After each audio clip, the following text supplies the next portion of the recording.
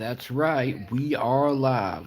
Live Mountain1nM1ck back here on the channel, on YouTube, where everybody, including Brett Sucks, can see us and talk to us. Now that we have our full live chat visibility put up there, we won't miss anybody. Make sure if anybody comes around, I'm just going to get things going here so everybody knows we're actually having a live and it's not an accident. There's my screen up for you guys, so when you get your butts in here, you know, hey, Mountain1nM1ck is actually having a live. It's not an accident. Mr. Happy, no surprise, my man Mr. Happy is here to say what's up. Thank you for being here to support me, my brother.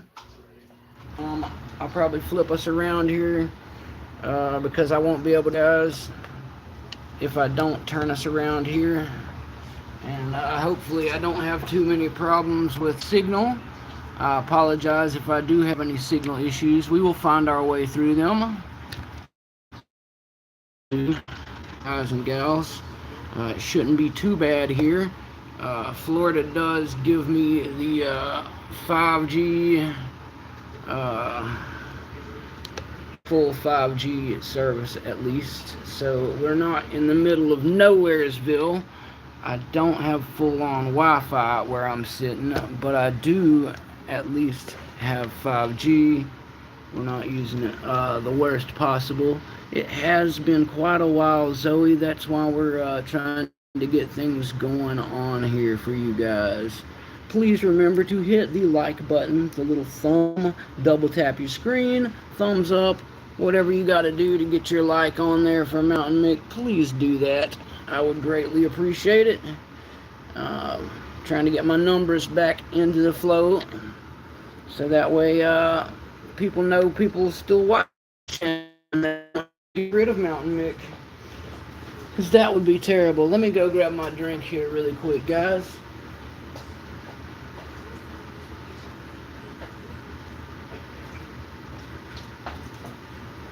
Alright, so yes, Mountain1nM1ck has been away for quite some time. Oops, let me move my drink there. Been away for quite some time, as many of you know. How is everyone doing? Rock out with your lockout. Swamp, what's up, guys? Thanks for coming by to hang out with Mountain1nM1ck. Please remember to hit the good old like button when you get a chance, gentlemen and ladies. I have things kind of splayed out around here right now because I'm still kind of experimenting with how and where I like setting my stuff here. I still don't really have my setup quite hacked out the way I want it. I have been a busy Mick since I got here. Sorry guys, having a hell of a time getting straightened out here on our video feed. Let me try pulling you guys closer to me and aiming you down the other way. Hello, Grouchy Lenny. Thanks for coming to hang. Let me flip you guys, or maybe I can work it out and do it around you guys. Now that you guys know it's me, it's not like we're really focused on Mountain1nM1ck being on screen so much as the screen. Yep, it's back, baby. Thanks for noticing that I was absent in the first place, guys. That means a lot to me. And that you guys even noticed that I was gone was very cool for me.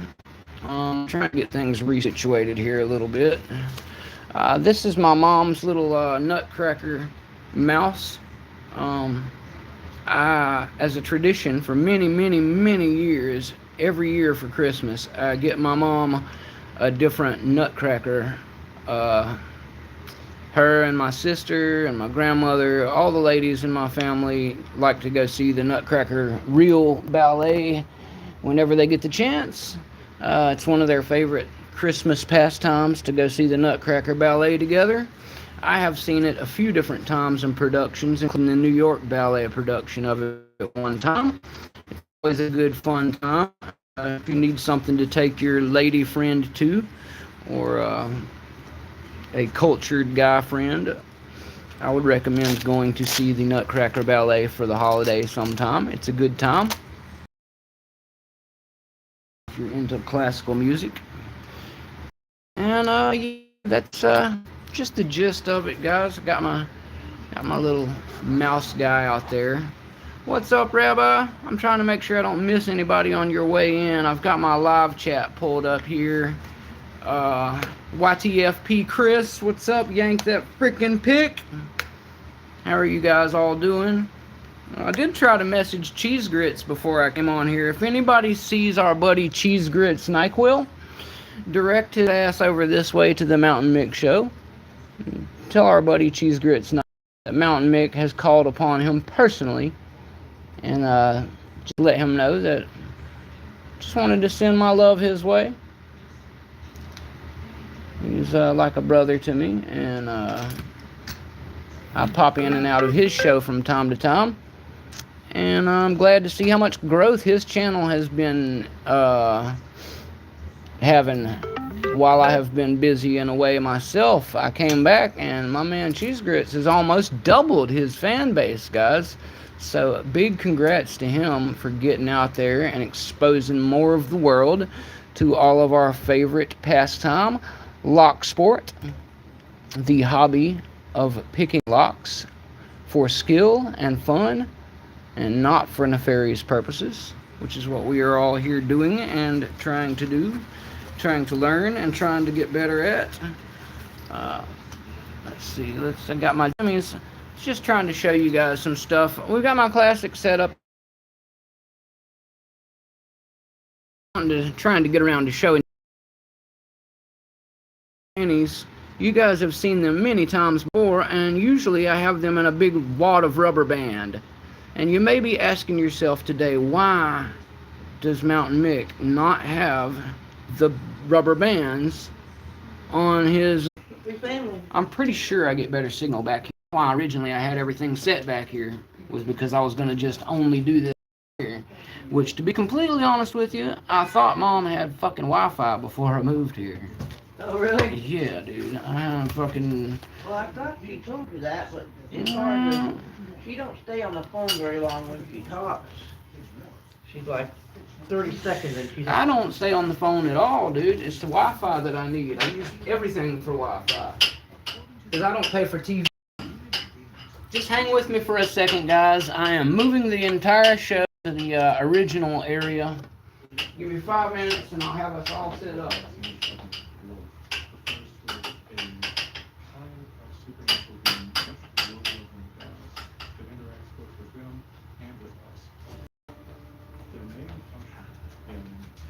Because it seems nothing in the life of Mounta1nM1ck can ever be easy. And that's just the way life has been chosen for Mounta1nM1ck, which is okay. Let me flip you guys back over so you know I haven't lost any of you. Mounta1nM1ck does everything the fucking hard age because he enjoys the struggle. Yeah, it makes you stronger. But you know, I can still accomplish things on the easy days without as much effort. Anyway, I'll have to just take a few minutes to get all stuff moved in here for you guys, but we shall carry on, and it's going to be well worth it, guys, I promise you. The room, I don't know if you've noticed the quality of signal since Mounta1nM1ck moved you in here, but the signal quality seems to be way better back here than what we were working with, so I don't think we're going to have any more going in and out. We should be able to have a nice solid stream and hang out with each other and have a good fun time. Because as you guys know, Mounta1nM1ck cannot focus or have a good time when his Wi-Fi crashes every 5 minutes. Because nobody can have a good time like that, dude. Let's be serious. Everybody remembers the 90s and dial-up Wi-Fi internet not being Wi-Fi. Nobody likes that. We all hate that crap. So, you know, I don't expect you guys to sit around and watch the loading spinner for half of the show, hoping that I come back. So I am trying to fix that so we don't have to deal with that. Now I have it fixed for this show. In the future, I will try to make sure I come out prepared for that so you guys don't have to wait through me moving this stuff. But I know I basically have had you guys waiting for a month as it is. So let me move all this stuff, and I'll show you all the cool new gear Mounta1nM1ck has. I'll catch you up on all the awesome new things going on in Mounta1nM1ck's life. And we will all chit-chat and have a good old freaking time like we always do. Just give me 1 second. You'll see me moving back and forth for a few minutes. and we'll get it all moved here, guys. Thanks for your patience. Love you guys.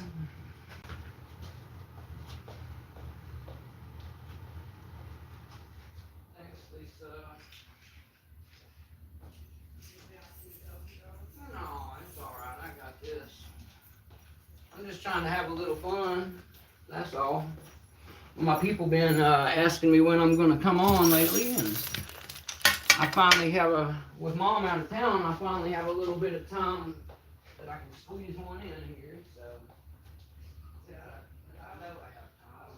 You're being lazy myself, enjoying the break. Oh, yeah, got to. Why wouldn't you? Alright guys, so you will see me laying down right now the awesomest new piece. This huge freaking mat. Look how freaking huge this mat is, guys. Huge freaking mat. Alright, I want to stand back so you can see how damn big this mat is, guys. This is my Greyhound mat. Alright guys, it's got a few things on it. Let me take them off so I can show you just how damn big this thing is. Because when I got this thing, I was expecting this damn thing. Alright, thanks for confirming that the signal is better, guys. I appreciate it. As I said, I do what I can to make it better for you guys. Check this mother out, guys. This is the Greyhound lock-picking mat, guys. And if you have not noticed, this is a big freaking mat, guys. Like, just trying to give you guys something for scale comparison. Maybe it'll work better once I get it on the actual table, but a lot of you guys out there have the Jimmy Long's tool roll or know what a Jimmy Long's tool roll looks like size-wise. I'm going to hold the Jimmy roll up with it so you can see just how freaking huge this thing is, guys. Okay, see how big this roll is? There in the top corner, that's my Jimmy Long's tool roll. So, yeah, it's a pretty damn big mat, guys. It will, you could probably take two of any of the normal size larger mats from anywhere else and put 1.5, if not all of both of the two on them. I mean, it's literally huge, guys. I love it. I love it. Can't say enough about how much I love the Greyhound bedspread. Yes, YTFP, it is definitely a bedspread. What's up, Marissa? Our mermaid friend. It is massive, Rabbi. That's the reason I wanted to show it to everybody, because it's absolutely crazy how huge this thing is. And for the record, that is Aunt Lisa, Brett. Mick's mom, Mama Mick, is on a airplane in California right now. So that was not Mama Mick that you saw passing by there for a moment. That was Aunt Lisa, which is Mama Mick's stepsister. Anyway, yeah, you could use it as a doormat. It really is that big, guys. Yes, exactly. Hello, Aunt Lisa from Brett Sucks. Brett Sucks, if you need a green card in America, I could always hook you up with Aunt Lisa. Just saying. I think it's better if I come over there, though, government-wise. Just saying. You might be in a better position government-wise than I am at the moment. We'll not get into that tit for tat. I don't think either one of us really want to trade countries right now. Anyway, if you guys will please remember to hit the like button, the thumbs up, double tap the screen, any of the above. I will be right back with the remaining parts of our play around with stuff for the night tools, and we'll get into this thing, man.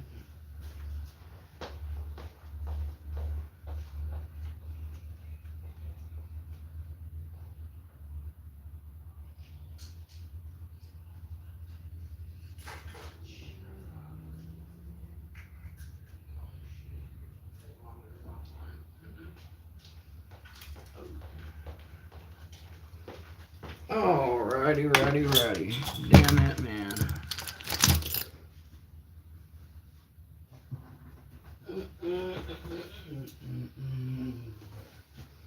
Usually I only drop stuff and crawl around on the floor when we're taking locks apart. Yes, please smash the like, as Marissa said. And while Mounta1nM1ck is wandering around trying to get the rest of this thing together, here is the Greyhound folder. Yay! Another fabulous piece of kit that Mounta1nM1ck got recently. Talk amongst yourselves about the Greyhound folder if you would like to, while I grab the rest of this stuff. What do you think about the Greyhound folder? Do you have one? Do you not have one? Do you want one? Do you like the plastic one, or do you prefer the aluminum one? Which one do you think you would prefer? Do you have a different jackknife? If so, what jackknife do you have? What jackknife do you recommend? Are you a Swick man? Are you an escort man like Mounta1nM1ck? Are you a dogleg man like Mounta1nM1ck? Are you a companion pro man? Are you a slim pickings or slim tickler type of guy? Just curious. What do you guys like?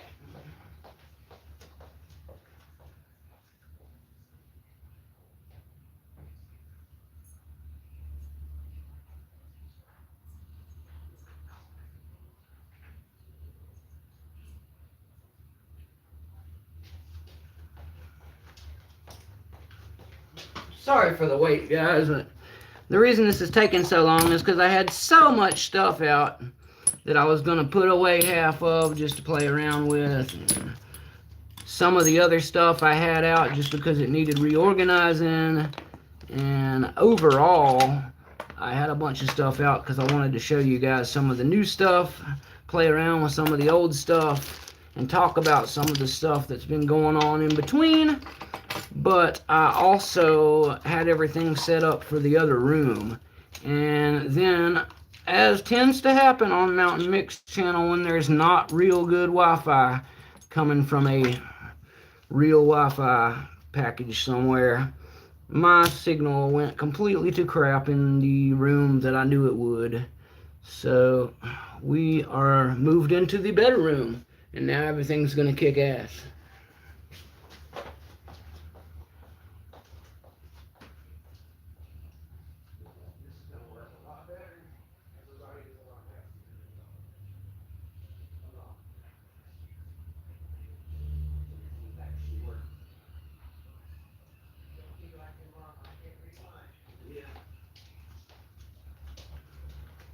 Alright, guys.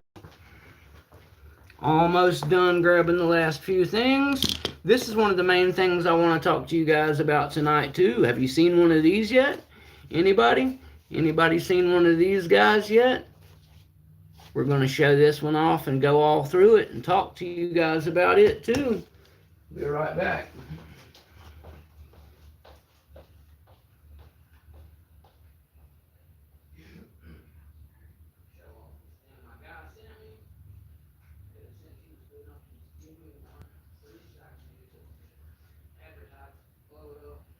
Everybody want one. Dang it. Every fucking time, man. Every motherfucking time. I swear to God. Oh. And to 44 Delta, I love you, brother, but if there was a post note that I could make on something, this thing, this modular thing that all my little picks go in on my desk, that glows in the dark, it's fucking awesome.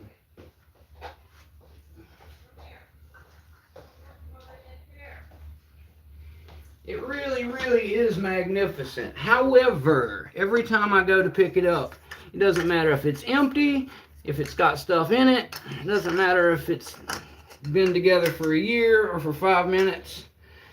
If I pick it up, even empty like this, it's going to fall apart the first time I even cough on it.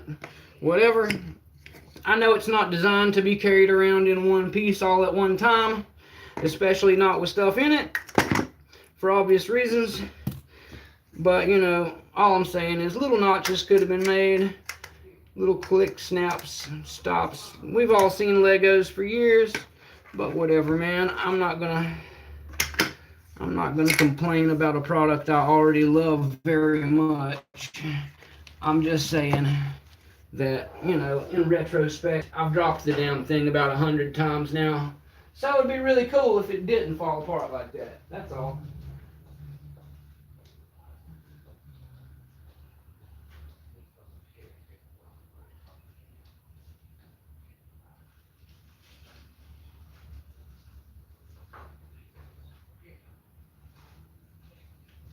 Jiggy, where are you at, Jigsaw?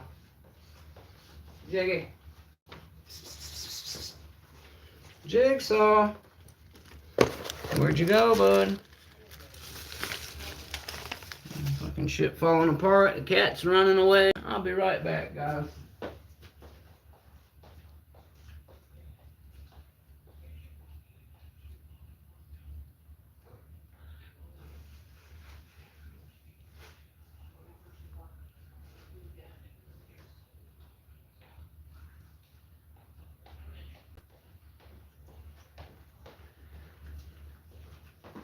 Alright, guys. I am literally grabbing the last couple things right now. Sorry again for the delays. Mounta1nM1ck did not intend to set you up for this long of a put off, but hey, we're almost there.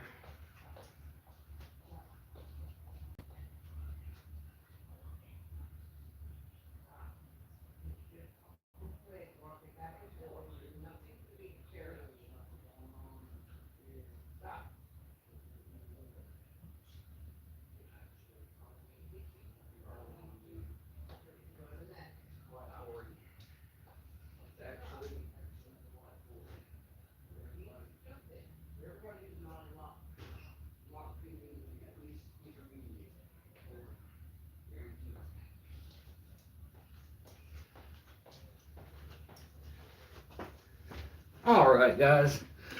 Sorry for the wait. Had a lot to take care of there. Yes, the Mounta1nM1ck case. That is correct, sir. Phantasm. Quite correct. The Phantasm. Aluminum appears to be the answer for most people there. So yeah, it looks like most people appear to like the aluminum better. Well, let me just say, when it comes to that, I can say I totally understand and agree. I have my Greyhound, as you just saw, in the fiberglass style, whatever it's called, plastic style. And I'm a big fan of it. It's super lightweight. Me and Greyhound were talking earlier today. You can accidentally forget you've even got this thing in your pocket. It's so light, guys. And he did not realize from showing other people, I guess, but he mentioned to me from a picture that I had sent him. I sent a picture of my Bic lighter, like just a regular size Bic, with the with the Greyhound right there beside it in the picture, and it is smaller than the lighter, guys. I mean, that's kind of obvious, but when you see it in the picture, it's kind of surprising how much bigger the lighter looks than something that is literally a 6 profile, or maybe 7. I'll have to count it again in a second. Either way, it's a 6 or 7 profile multi-tool lockpick that goes in your pocket, and it's smaller than a lighter. I also have a Zippo besides my Bic, and I gotta tell you, it's my Zippo is also heavier than the Greyhound thing. And let me go grab the lighter, and I'll show you guys what I mean, and we will get on with it. What's up, everybody? Oh, well, that's what's up, Rob. Thank you for coming through, brother. Also, I didn't see Troy was here before. What's up, Troy? Thanks for coming through, Rob. Rob, while you're here, let me thank you. Rob was the one, guys, who sent me this dope ass mat from Greyhound, and he was the one who sent me this dope ass folder from Greyhound. He sent those both over to Mounta1nM1ck for Mounta1nM1ck's birthday. So thank you to my boy Rob. Really appreciate the hell out of that, my dude. You didn't have to hook me up with that stuff at all. I totally appreciate the hell out of it, my guy. Um, I've been using both of them non-stop since they got here. And that's what I'm going to be playing with most of tonight. But yeah, let me go grab that lighter and I'll show you guys what I was talking about.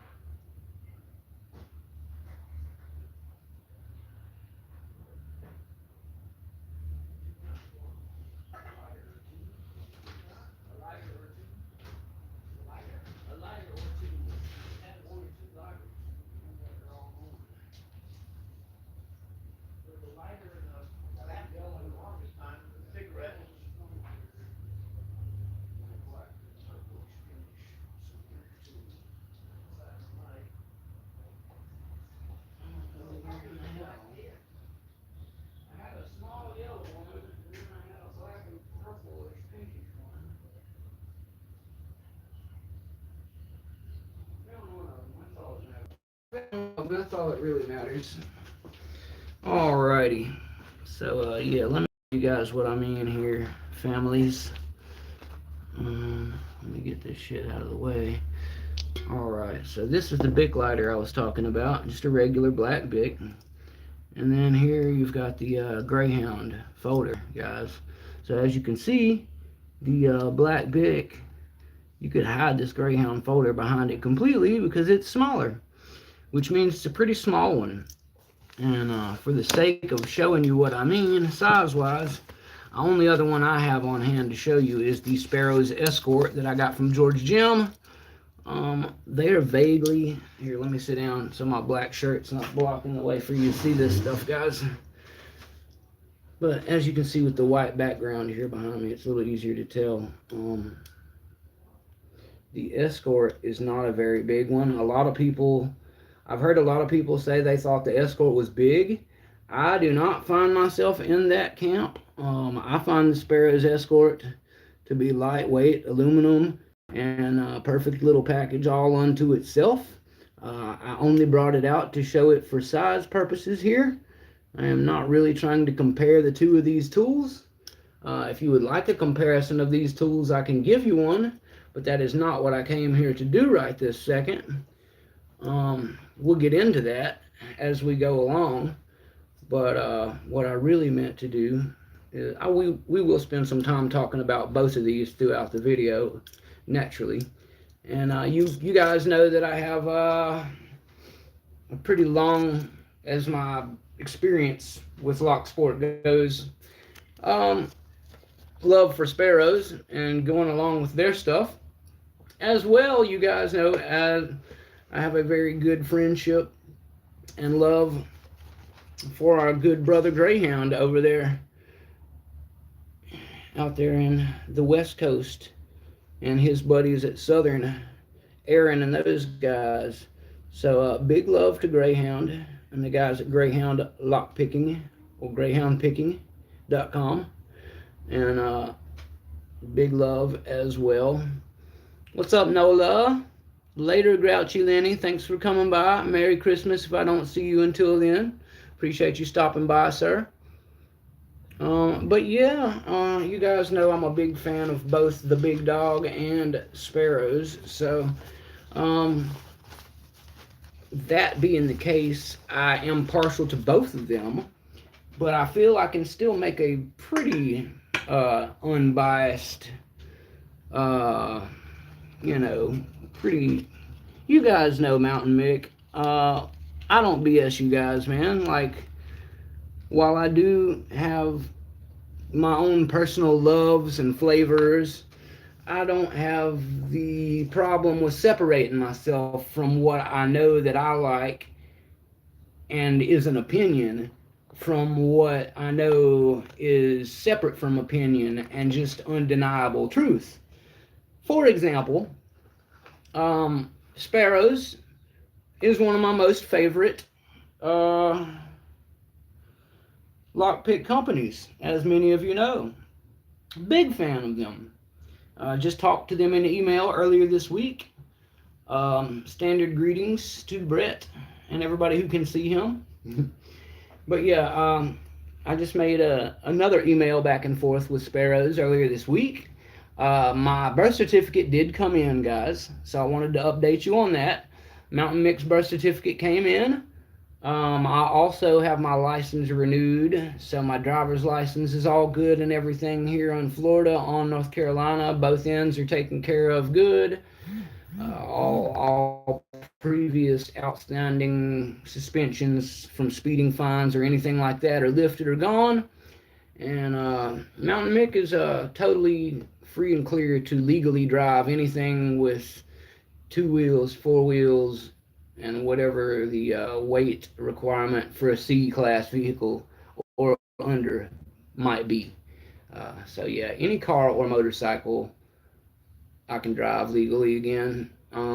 I can always drive anything with wheels or without wheels, but now I can do it and not get in trouble for doing it. So can also get paid for doing it, and that's more important, because getting a job without a valid license, well, honestly, getting a job at all these days is pretty hard, guys. But getting a job without a license that is valid right now is really tough, guys. So I'm glad that my license is valid again.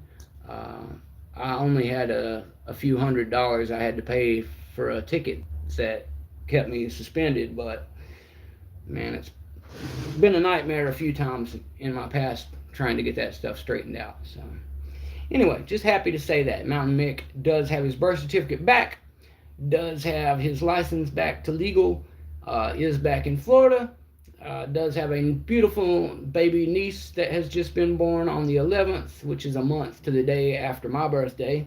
So my niece that was just born is 12/11. I'm 11/11, so the 11 tattoo now has even further significance to me, because the 11 will also now be for my baby niece. So that's really cool to me, because I actually got the 11 from my uncle. My uncle's birthday was 11/11. My birthday is 11/11, and her birthday is now 12/11. My father's birthday is 3/3, and my sister, who gave birth to these kids, was originally going to be 7/7, but she came 2 days early, just like her daughter came early, messed the 12. But it's just a thing running in my family of being born on the same day your month is, some of us. Anyway, um, thanks for all the congratulations and well wishing, guys. I appreciate that. Yes, the 11/11 is my luckiest of numbers, Rob. It has followed me my entire life, and likely will continue to do so. I was born at 12:21 a.m., which is 12:21 in the morning. Yeah, the prodigal picker. I am back, Wild William. I've returned. Just we'll be doing some picking. I'm showing off some stuff that some people sent me. Just hanging out for a little while to say what's up to everybody, do a little picking, show off the things I got since I moved down here, catch everybody up to what's been going on since I've been down here. I've been missing in action for like a month, so I'm just trying to catch everybody up on all the killer sweet new goings on, guys. Let me show you guys the view really quick, since I haven't done that. This is the reason Mounta1nM1ck chose this spot to show you guys, as his picking area initially. Let me move this stuff out of the way just a little bit. The cat usually stays back here. It's the main reason. But if you'll give me just a second, I will show you guys why I chose this as the original picking room.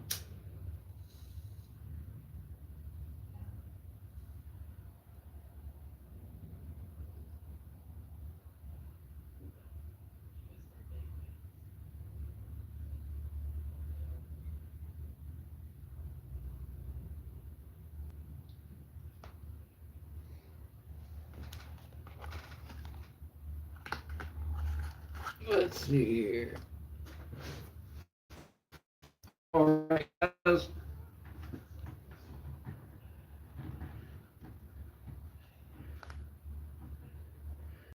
In it now. What do you think about that, guys? This is the back view of the Mounta1nM1ck picking porch. We got us a nice lake in the back, a couple of other condo type buildings, little birds flying around everywhere.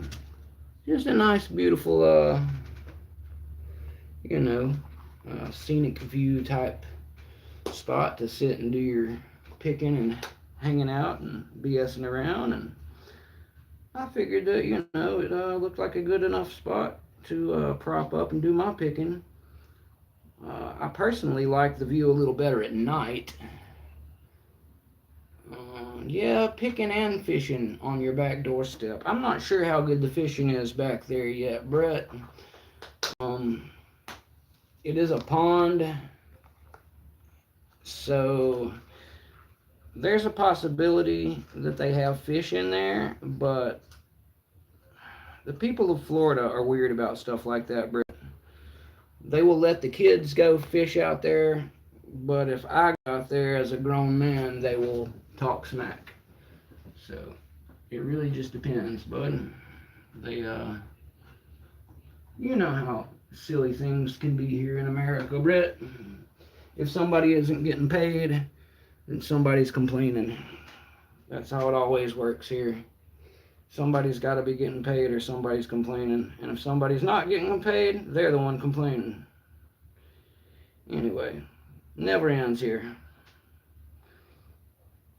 So, that is my new picking spot, guys. I thought you would like it.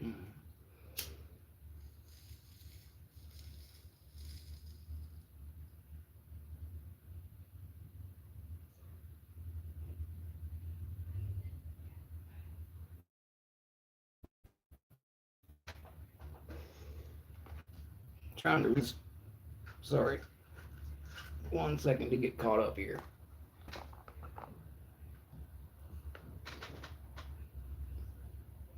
I miss having my laptop and my two things set up. It's a lot easier to keep up with you guys.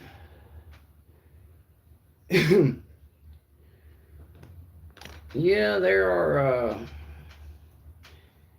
guys. Give me 1 second. I shall be right back, guys.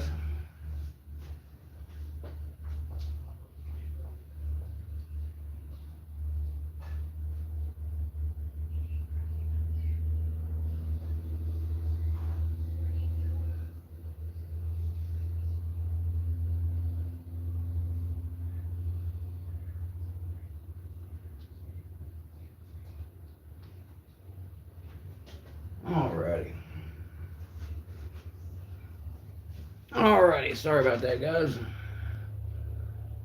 Yeah, swimming is probably not a good idea. Like I said, we do have a pretty decent amount of wildlife out here. Many of them are hungry. We do have a pretty decent amount of angry wildlife. Everything from gators to armadillos, all kinds of goodies that will bite you. I actually pulled a gator from one of these ponds once upon a time. And, he'd been dead for quite a while, but I pulled his head off and kept it as a souvenir. The other wildlife had mostly picked him clean. Oh yes, there's iguanas literally everywhere, Rabbi. There could not be more iguanas, or we would be already overtaken. Sorry guys, let me get a sip of this drink.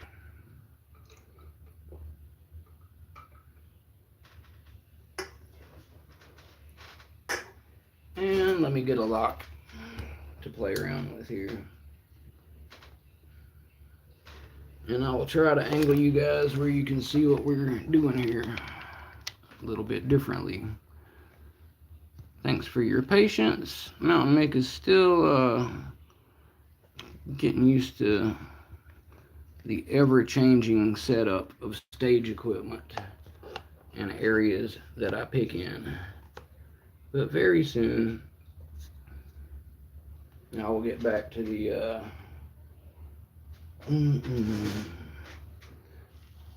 having two monitors, one I can see chat on, all that good stuff. Because it makes it a lot harder for me to keep up with what you guys are saying while I'm doing all this. Excuse me. So, sorry guys, I'm getting a little distracted. Let me close this back.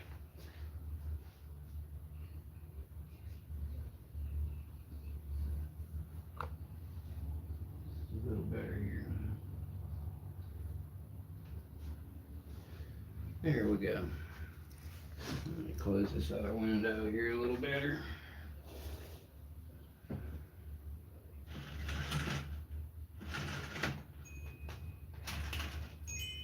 Alrighty. That's better for Mick. Now, is everybody still with me now? Everybody's still in the Mounta1nM1ck casa. Thanks for coming to hang out with Mick. Now, without further ado, let me show you some cool stuff, guys. As you can see, I got one of these really sweet new cases that our buddy Phantasm at Phantasm Industries has been making. And I can't believe I didn't bring one of his stickers. I had it all ready. I'll grab one of them in just a second, guys. How unprofessional of me. But I will grab one of his stickers in just a moment and show you his logo. He's actually getting some patches of his own made up too. So when he does have his own patches made up, he will have some his logo that I imagine can go in the spot I'm about to show you. I will just use my Sparrows patch for this one because my Mounta1nM1ck patch is otherwise indisposed at the moment. But anyway, as several of you already know, probably all of you anyway, the reason I'm doing this is so that I can attach it to my case. Because Phantasm included a nice spot on the front here for you to do that with whatever your favorite patch is, whether it be this one's a pretty large patch, guys, so most of you aren't going to be trying to affix a patch this large to this spot. It's a little more in line with, let me show you, here's a poker chip. So if you're curious about size, that's what you're looking at, guys. It's a little bigger than a poker chip is what you're going to be getting for this. Now, of course, he does all this stuff custom. So since he does all of everything custom, I imagine that if you need something some very super specific way, or if you have some crazy over-the-moon request that nobody else is asking about, I'm sure that if you get in touch with Phantasm, he's a nice guy, and he can work something out with you about how to go about getting that included in your design. He does some of these pre-made, as it were, so that he has stock and so that people can order from him. Whereas he also, as far as I'm aware of, also has pretty much, you know, kind of a customized custom shop type deal where you, I'm not sure exactly how he has his pricing set up, but I'm sure he's got a pretty general idea of what he is going to charge to add this or subtract that, etc., etc. So for any pricing you may have questions about, I would say first check Phantasm Industries. If I had my awesome Mounta1nM1ck software right now, right here at the bottom of the screen, it would say phantasmindustries.com. So that is his website. if you would like to check into some of the cases that he is making and keep up with the new stuff he's got coming out, or get in touch with him and have him make you something really awesome for your own lock sport needs, I would highly recommend doing that. Because as I told him when I first started talking to him, this is something that we need in our community, that there is not a very large, there's a big market, but there's not a lot of players in that market. A lot of the pick makers and other tool makers, just like with any tool profession, the case or carrying abilities are an afterthought in a lot of these situations. So they don't give you, for example, when I worked in the industry of selling shoes, we used to have a saying about selling shoes, which is, you don't need to be a shoe salesman because nobody sells shoes. What that means is, when people come into a shoe store, they're already planning to buy shoes. They don't need you to sell them shoes. So if they come in and buy shoes from you, you're just facilitating the sale of that shoe. You see what the point is? You didn't go out into the world with a bag full of shoes on your back and start picking random people out and say, hey, let me talk to you about this shoe really quick. Come check out these shoes. Would you like to try on a pair of these shoes? You had a marketplace set up, free and ready to go. People approached that marketplace and said, hey, you sell shoes here. I'm here to buy shoes because that's what I'm looking to do today. It's the same way in the car industry. I've worked around a lot of car salesmen, being in the motoring industry of motorcycles and cars both, and it's the same way there. Nobody sells a car or a bike. People come in already wanting that. What you sell is the up services, the little upgrades, the things that people didn't know that they needed or wanted, or you sell the things that, go along with what it was that they wanted, but that, again, will be more of a performance upgrade or package type thing for them. It's really, if you're in food services, for example, it's just standard upsells. Would you like fries with that? Is the old go-to cliche about it. So it's just that same mantra of basically there being a space, obviously, in a hobby group of people who spend money for a certain need to be filled that everybody clearly is cool with wanting to have their own access to.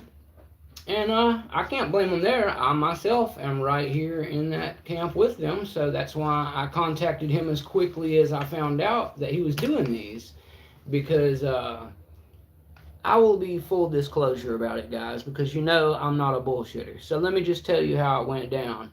Mounta1nM1ck, as you all know, big fan of Moki.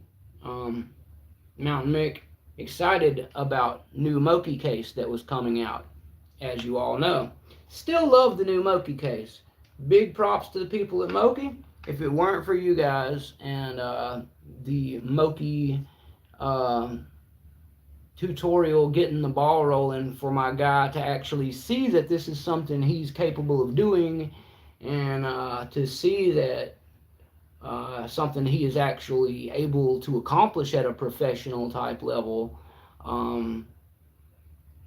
is something that I'm glad to see him bringing to full fruition.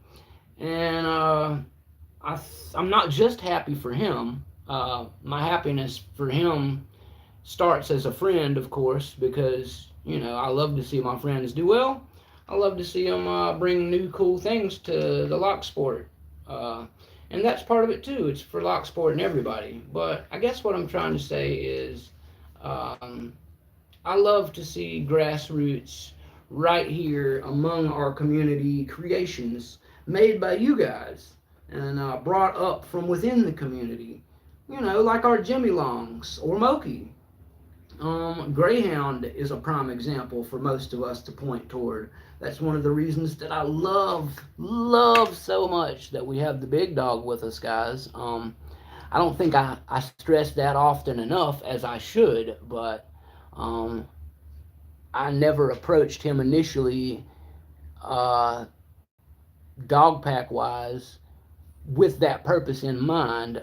Greyhound was initially just a picking friend, and I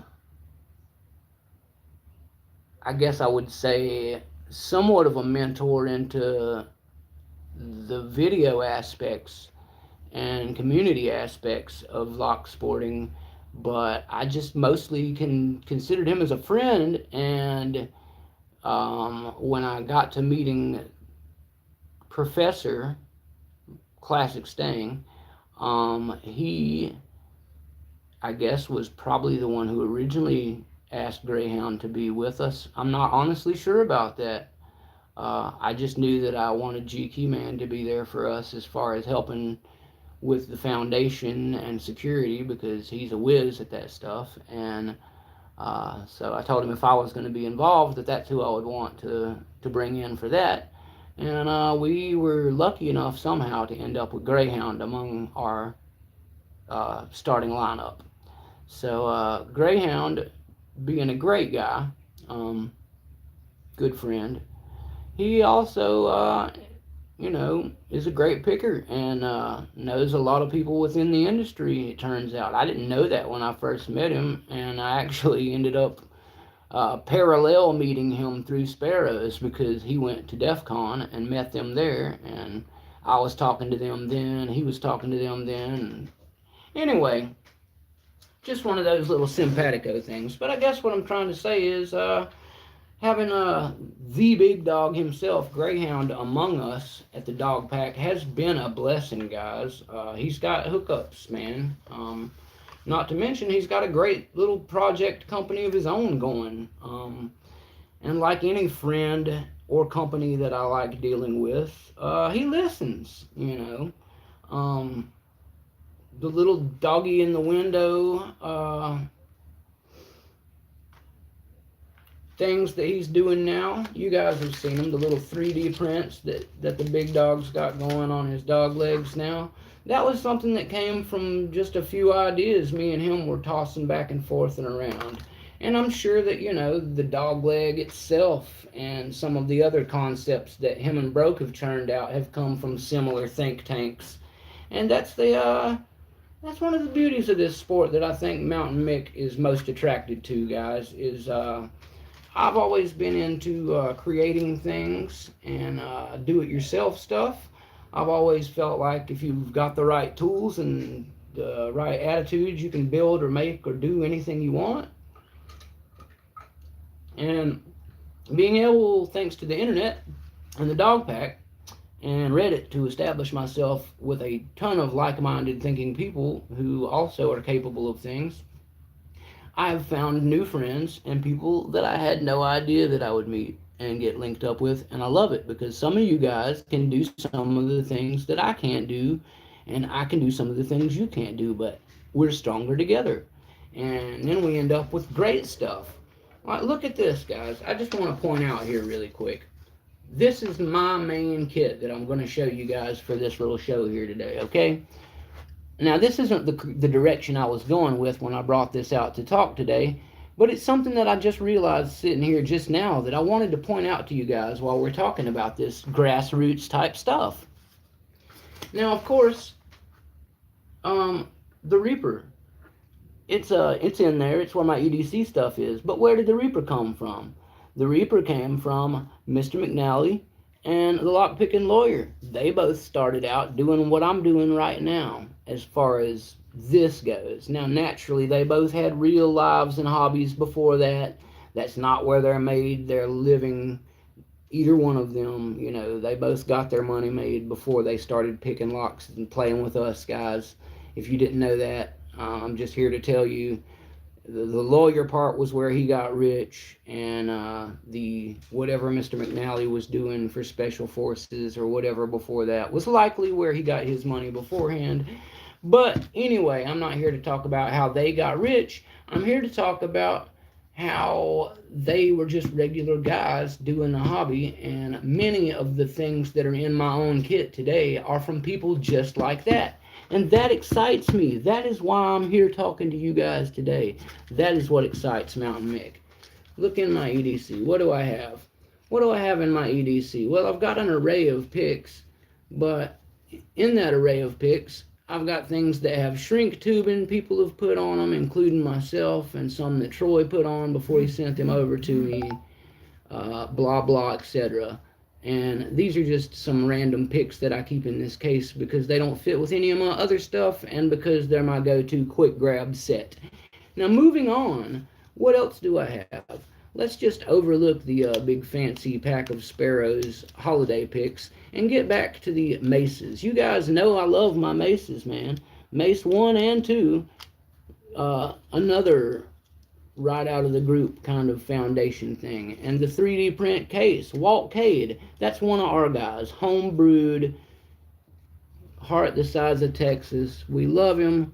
He's sent me all kinds of cool stuff before. Walt is my boy.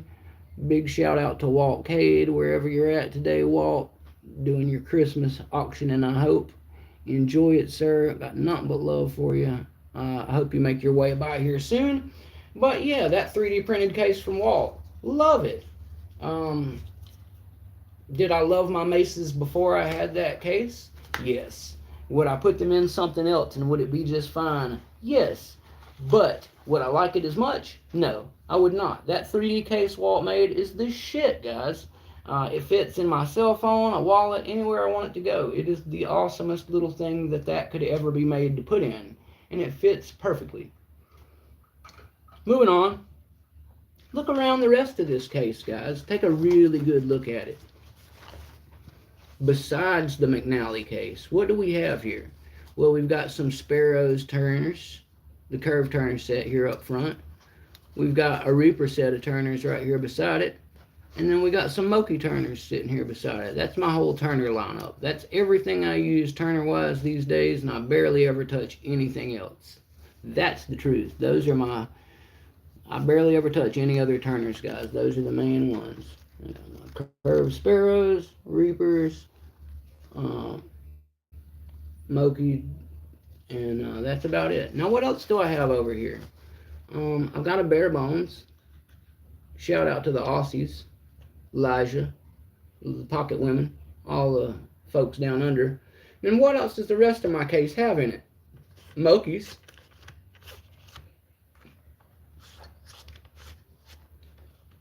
Jimmy Longs. And Greyhound. Now, think about that, guys. This entire big old Mounta1nM1ck set right here. You guys know I'm a Sparrows man. Love my Sparrows. But they're all in this case over here. But everything else that I own, use, and love is now in this big green case right here. Pretty much. And as I was just going down the list and pointing out to you guys, that stuff is pretty much all down the line made in the community stuff, guys. Greyhound, Jimmy Longs, Phantasm made this case. Greyhound's mat is laying under it. Even the lock that I might be picking around on later tonight, if I ever get around to it, was made within the company and community. Elroy's Toys. There you go. Elroy's Toys, making locks throughout the community. Dude, Elroy's is up in the 30s or something now, guys. He's literally turned his house into a veritable freaking challenge lock building stronghold.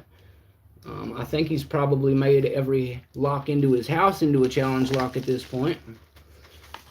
Speaking of challenge locks, Mounta1nM1ck's got way too many challenge locks here. And that's something that we need to do something about, guys. So, you're all lucky for coming in here today, because Mounta1nM1ck really wants to get a list sorted out here And if one of you would be so kind just to invite all those fuckers over in the dog pack who aren't here yet, Mountain1nM1ck would love to have everybody who's currently capable of being in here, who's in any way interested in challenge locks. Because if someone would like to go tell the challenge lock section of the dog pack challenge lock creation area, just tell those guys Mountain1nM1ck is live right now and that he is getting ready to select a bunch of new challenge lock recipients. So go get them all riled up and let them know that Mountain1nM1ck is getting ready to source some people to send locks to, because he has a couple of these already with owners lined up, and he's got to make sure what he's got and what has been promised to who. And I would really like to sort all of that out tonight so I can find out who's going to get what and who's not. So that way I can hopefully get all these things out in the mail to some of you guys as this year starts to turn around into a new year here. I can't pick all these things again. Where is my chat at? There we go. Rabbi Picker, got to get me some Greyhound everything. Well, you're right about that, Rabbi. Maybe me and Mr. Happy can try to put together some kind of setup with Greyhound and get the overseas brother Rabbi love price going for you somehow, and see if we can get a one bundle long overseas shot big package of whatever all's in the kennel right now. Because I know that Greyhound doesn't make so much that it would be impossible to send in one package. And I don't know if you haven't. Rabbi, what do you have right now from Greyhound? Anything? Let me know, Rabbi. I'm just curious if there's any Greyhound stuff you actually do own already. Just curious, my brother. So let me know. Let Mountain1nM1ck know what you own already, if anything. And also, I've got to track down Mr. Happy, Rabbi. We were both still trying to get to the bottom of what's going on with this package from Mr. Happy's over to Mr. Mountain1nM1ck. So that way I can get back to picking your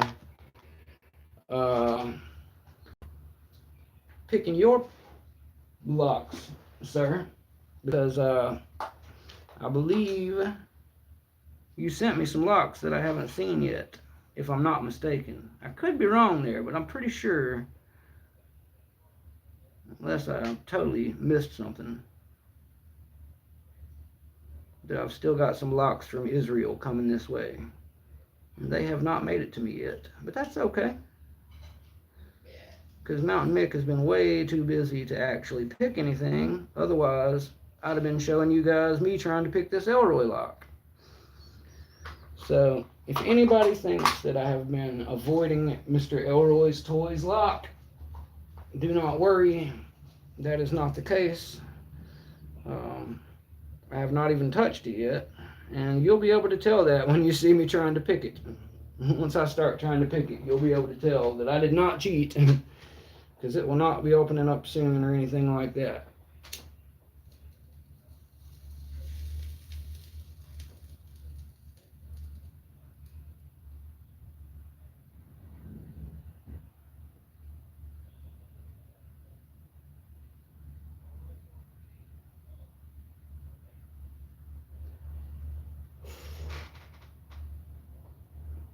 At any rate, I had to take a pause for the cause, guys. Sorry about that.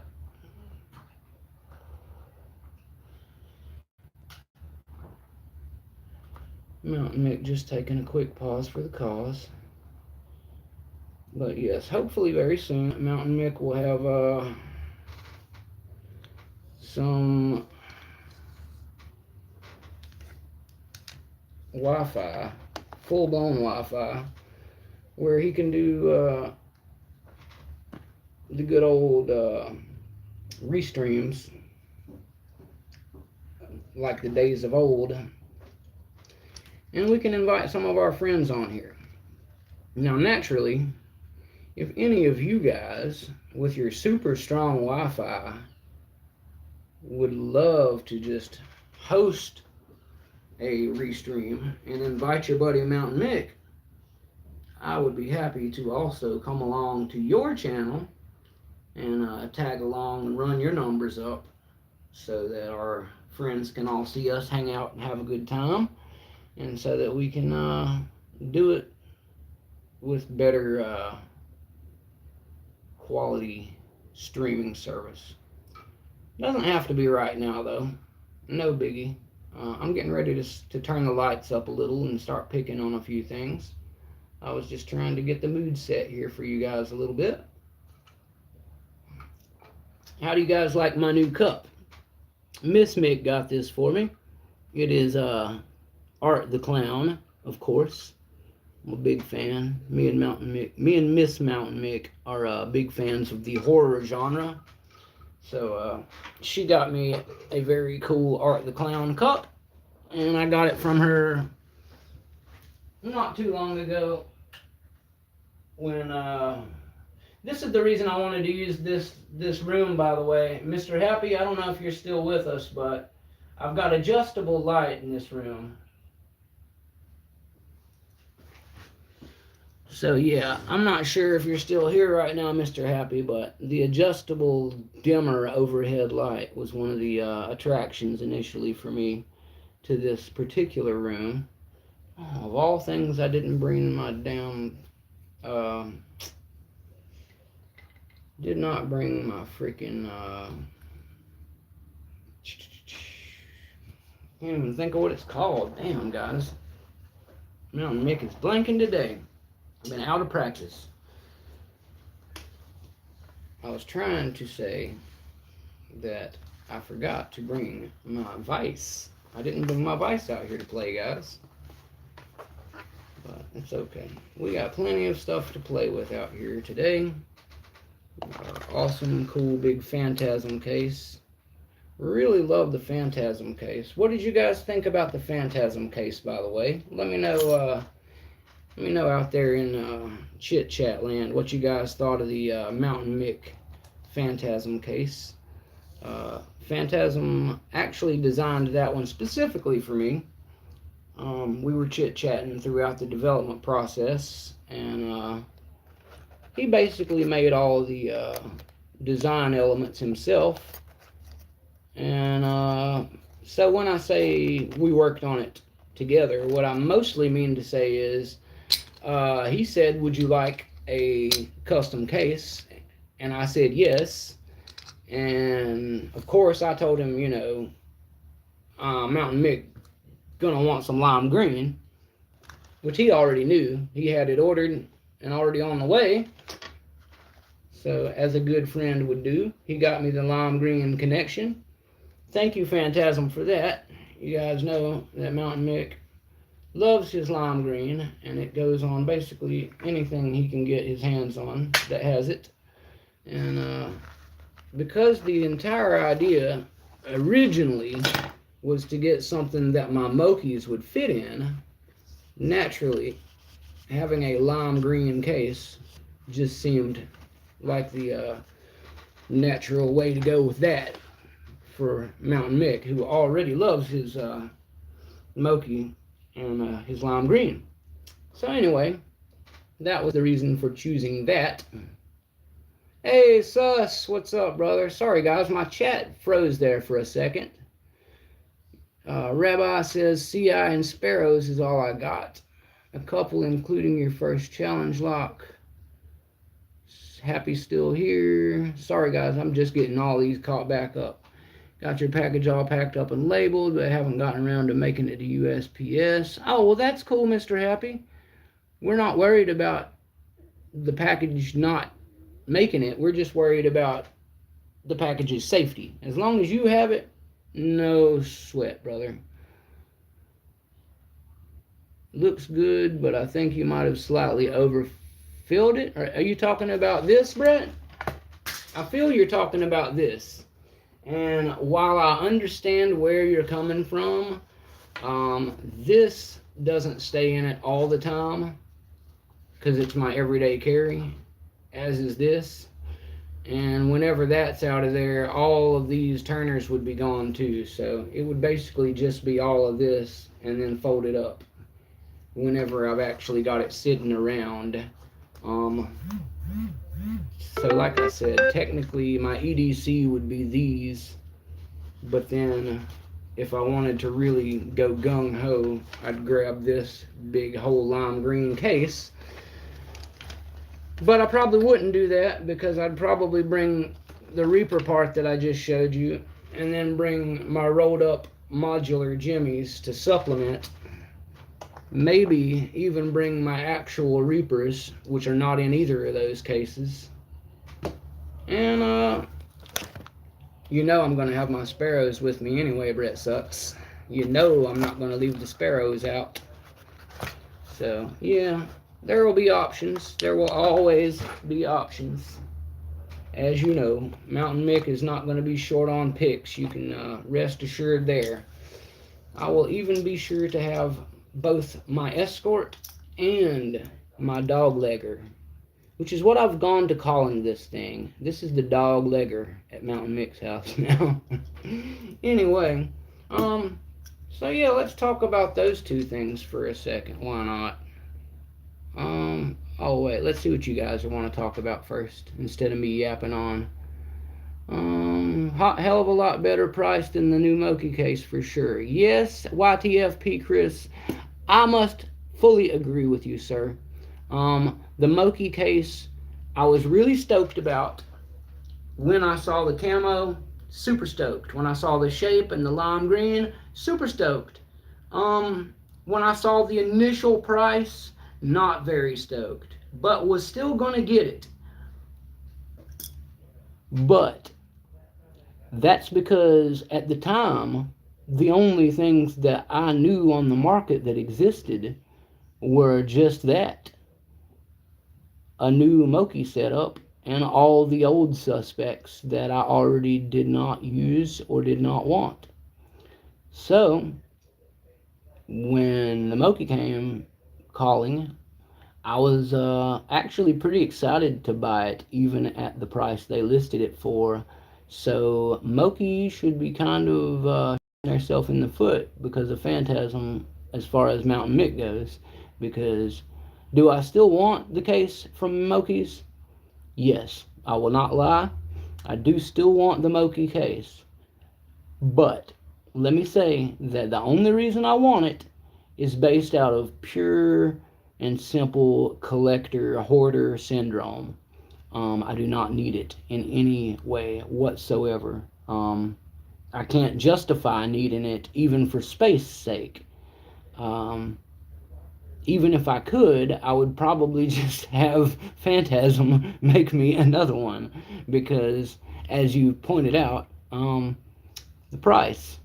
So even though I already have one that I personally, let me just go ahead and say it, guys. If this green, lime green case right here were on the table right beside that Moki case that they're selling at Moki right now, and they cost the exact same thing, whatever that price was, no matter what that price was, and they were the exact same price, I would buy this one. That is 100% the truth, guys. The Moki one is cool. I would come back to this statement after I get to hang out with the professor. Professor has the Moki one, so when I've had a chance to hang out with the professor and actually see the Moki one in person, get my hands on it, feel it, see what the materials actually, you know, what kind of grit the material has, if it works good or not. Um, I will uh, I will make another analysis on the Moki case versus the price of it versus this case whenever I have reassessed how much I like the Moki case in person. But that being said, I will not be buying it to find out. I will absolutely be checking out my friend Professor Stangs, and I gotta be honest with you guys. Um, it's gonna take an awful lot to convince me that I need a Moki case or any other case for that matter. Now that I have this Phantasm case, and because of the quality of the case Phantasm sent to me, and the fact that I know he can literally make any change I could ever possibly want to it, customize it to shape or size of any possible imaginable scenario, and that I can actually get in contact with him personally, I would have to say that my humble case needs are fulfilled at this point through my buddy Phantasm. That's all I can really say as far as that goes. I don't see me needing another case anytime in the future. I will get some more cases. I will get some more picks, but I won't need any of that stuff. It'll just be me buying more stuff. We know how we do, guys. Let's not pretend I won't buy things I won't need. I'm an impulsive buyer. It's okay. I don't mind admitting the truth. Let's do a little picking really quick, guys. Why not? Um, I don't see people pick enough with these. Is the reason I'm pulling it out, guys. I see people use the Escort sometimes. I feel like I've used it as much as anybody that I've seen. You guys know that the Escort works. You've seen it on my channel before. I see people occasionally using the Slim Pickens and the Slim Tickler. My buddy Phantasm is not a very big fan of those. If you have not seen his review on the Slim Picker or Slim Tickling or Pickler or what the hell ever it's called, the one that he got, if you haven't seen his review on it, go check it out. It's the greatest review I've ever seen from anyone ever. Cracked me straight the hell up. Anyway, I'll save you a quick little bit of time. All he does is say that he has nothing nice to say about it and cut the camera off. So clearly he is not a fan, which is a shame because he put a good hour and a half into the assembly video. It seems the assembly video is where the money is at on that one. Anyway, I didn't come to poke fun about that. But I was wondering, before I got my hands on this Greyhound, why nobody ever uses their Greyhound in the videos. Am I just missing it? Maybe I'm tripping. Maybe I'm not seeing it and people are using it. Or maybe people aren't using it and I'm totally 100% correct. And I don't know. There's a lot of possibilities out there. But I decided that since I haven't seen a very large wealth of people running their Greyhound through its courses here on the web, that I would help to get us in on that, guys. Our buddy Greyhound deserves a little bit better than that, you know. So let's show his tool kicking some butt out here tonight a little bit. All right, let's try to get this half diamonder on this little Brinks brass. Mounta1nM1ck's a little bit rusty and out of practice, so you know, forewarning, I haven't picked a lot in the last day or two. I do pick every day, but I haven't picked a lot in the last day or two. So I just wanted to curb your expectations because Like I said, I do practice every day, but some days have a lot more practice than other days, as I'm sure many of you can relate to. Not all days are heavy practice days. You know, some days you got busy life stuff going on. Other days you just aren't in the mood. I mean, you know, it's always something. Some days you're in the mood for something else, if you know what I'm saying. But hey, man, just is what it is, guys. But that's why they call it a hobby, because when you're done with all that other stuff, it'll still be sitting there waiting for you when you come back. And you can pick up right where you left off. As long as you don't leave for too long. And that's why Mounta1nM1ck's here hanging out with you guys right now, because I haven't been around enough lately, and I want to make sure that I don't go away for so long that I end up having to start all the way over from scratch and being no good at picking again. Because that happens. People get away from lock sport and picking. They spend a little bit too much time resting on their laurels, and next thing you know, they can't pick at all. And I don't want that to happen to me. So here I am, putting my good old Greyhound to its paces and getting a little action in, saying hello to the community, giving my people out there some love. What's up, guys? Mounta1nM1ck loves you all. Big love to you all. Can I get some likes, some hearts, some whatever the hell? I won't see them anyway, guys, if you do like or heart or anything like that. Damn it, my chat keeps not popping up, guys, and I don't know why it keeps doing that to me, but I'm not seeing what you guys are saying. Let me check again. Sorry, guys, it keeps lagging my chat on me. Got the package. The cases are great. I need to get a Spectre eventually, but I'm digging my Phantom case. The Phantom case is the one, the other one, like not like I've got, right, sus? That's the square, bigger one that you got, I think, that he made. I like that one too, but I'm a big fan of the one he made me. Yeah, the cases are what make it look overfilled. I agree, Brett. I didn't pull it out that way to show it off for aesthetic value. I was more trying to show how much it would actually cram into it for the purpose of cramming. And if I were actually cramming it, it would fit some more. We'll just put it that way. But absolutely would never actually keep a case inside of a case. I'm a mechanic. That's just redundant. Space value. I would never actually do that. But hey, I put it on there just because it's one of the possible size pockets.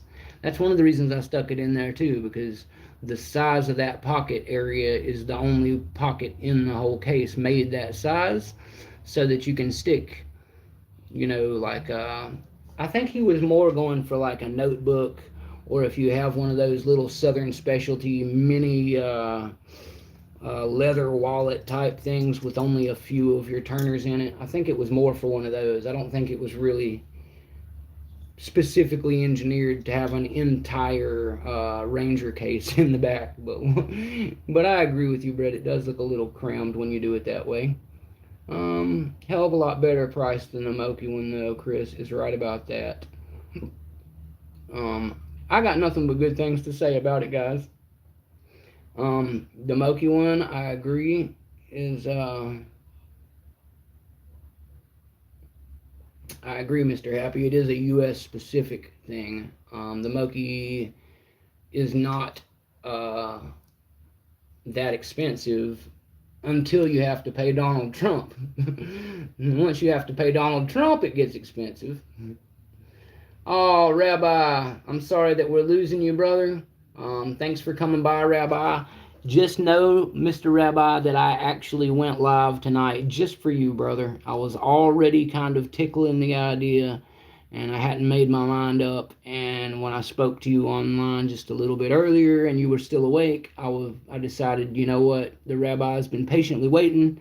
I'm going to give the Rabbi what he's long deserved. And we got your update for you, Rabbi. So rest assured, my good friend. Shalom and good evening to you. Mr. Happy does have the package coming to me. I will be showing it off very soon when it comes in, and I will show everybody the really cool Israeli locks that Rabbi has sent over to Mounta1nM1ck, and a challenge lock that he also built for me and Mr. Happy to play around with, that I will also send to somebody else when I'm done with it. So lots of cool stuff coming in. Um, Custom option is pretty sweet. Yes, it is, Chris. Uh, Thanks for stopping by on your lunch. So sus. I know it's sus because we had this talk before. So yes, thank you for stopping by, sus. You used your Greyhound for the EDC? Oh, I'll have to check that one out for sure, sus. Thanks for letting me know. Yeah, it does. I saw the picture, sus, where you showed it all crammed full on the dog pack. That thing is like a freaking, it's like a suitcase, dude. It's like a duffel bag. Like, I've got a duffel bag beside me over here that I put a lot of lock sport stuff in sometimes. That thing that you're carrying is almost the same as that. All right, Mr. Happy, thank you for coming by, sir. I appreciate you always having my back and supporting me, Mr. Happy. You're my A1 day one. You and Mr. Chuck Soup, wherever the hell Chuck is at. Chuck must be busy because he's always in these things. Where are you, Chuck Soup? I'm going to mention Chuck Soup just to see if it summons him. But yeah, my guy Chuck Soup's usually been along already. He must have almost totally given up on me by now. But hey, Mounta1nM1ck will come in and do his thing. Ride by from time to time, do a little picking, do a little hanging out, do a little saying what's up to you guys. Why not? It's what I'm here to do. Who do we still got in here? Everybody who's still here, give me a quick what's up. I'm just curious who Mounta1nM1ck still got now that I've had my first show back in all this time. By the way, watch my Mustang. You snuck in on me while I was still saying goodbye to the rabbi. Mustang, glad to have you, brother. Thank you for stopping by. I'm glad you made it back, hopefully into the country.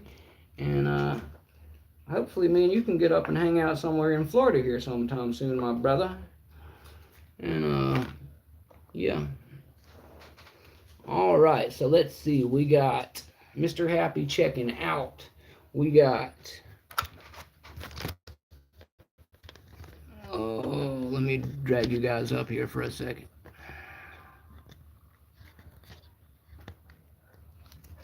Or I can see a little better. Who do we got? We got Brett Sucks holding it down. Rob Picks also holding it down. Swamp in the house. I'm sorry if I didn't see you earlier, Swampy. You probably been here the whole damn time, too. And yank that freaking pick, Chris. Swampy, I'm sorry if I missed you earlier, buddy. Thank you for coming. You know I got nothing but love for my Swamp brother and all of my Florida brothers down here in the picking clan of South Florida, North Florida, East Florida, West Florida, all my Florida boys. There's many of us. I actually spoke to Skip earlier today, too, for all my Florida guys out there. I haven't talked to Conky lately, but I hope Conky's doing well. If anybody has heard from Conky, let me know. I'm just curious how he's doing. And yeah, I talked to Skip a little bit before my live.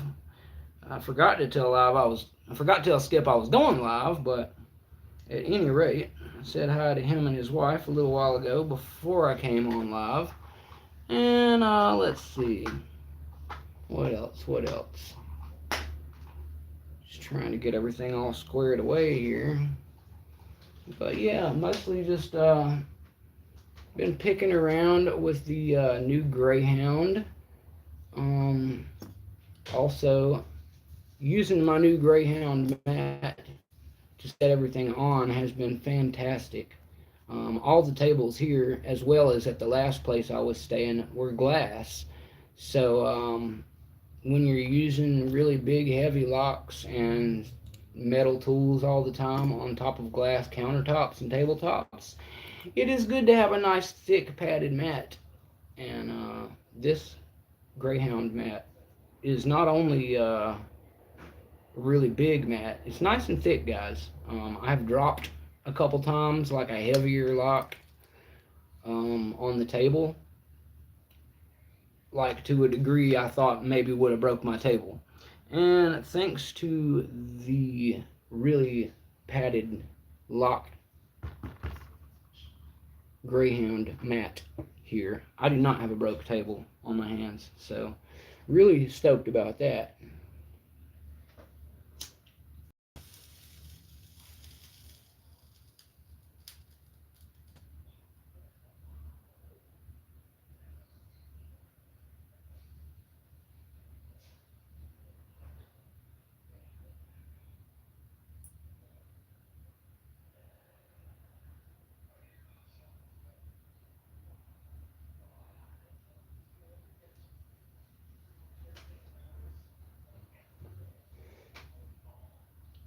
Oh, there we go. Sorry guys, I flipped you a couple times and almost flipped you one too many times. Let's see what we can do here.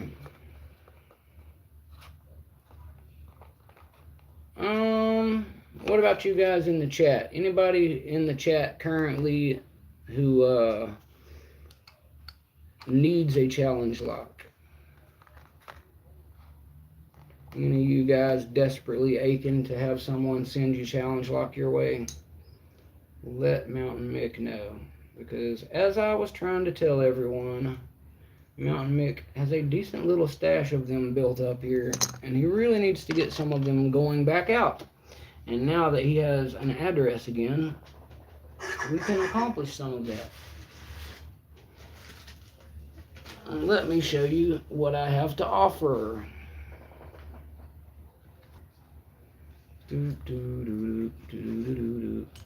First up, we have Elroy's Toys number CL10. You cannot have this one because this one is Mounta1nM1ck's current one to play around with. So whenever Mounta1nM1ck finishes taking either a scalp or sanity on this lock, then you may try and get your hands on it. Oh, I know, Brett Sucks. You're usually fully booked, sir. You got all those sweet tinny CLs over there. You're hoarding all the good English shit, bro. What the hell? Brett Sucks. Stop hoarding all the good English challenge locks. And start sending them to your pal Mick. We can always send them back and just claim they were missing in transit for a little bit.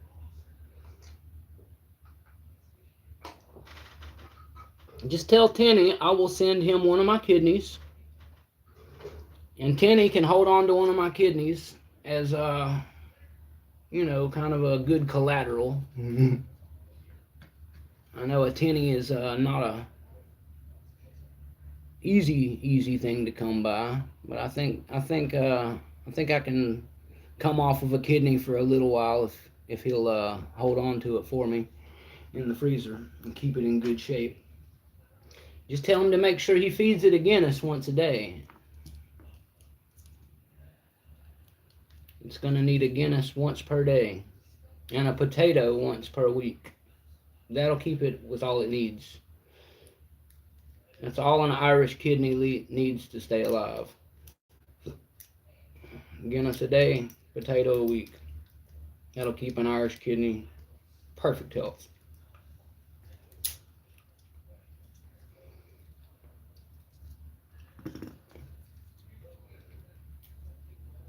So Sus used his Greyhound for the entire C-Stew-Do. Is that what I'm hearing? Sus used his, let me check that again. Sus used his Greyhound folder to do the EDC 40K. Okay. I'm wondering now if you used the aluminum one or if you used the plastic folder, Sus. Plus, I'm not sure if you're still here right now, but just curious because I didn't remember to ask you which one you had. But since I didn't ask you, I guess I won't know for a little while. It's all good though. Pretty sure they're virtually the same, other than the casing on the outside. I think they even have all the same tools on them. I'm pretty sure the only difference is the housing. But I'm not positive on that. So if somebody knows any different, correct me there. Also, for anybody who's not aware, the Southern Specialties jackknife is loosely the same thing. It is made by the same company as far as I know, but it does have a different set of profiles on it. Here, I don't believe I've taken the opportunity to show on this video what is actually on the Greyhound. So let me take a moment to do that, because since I'm sitting around picking with it,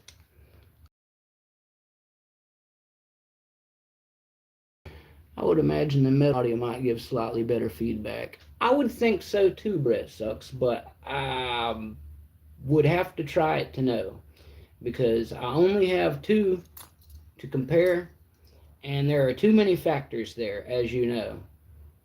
I don't like comparing across brands for a lot of reasons, and even if I were to compare these two jackknives, there are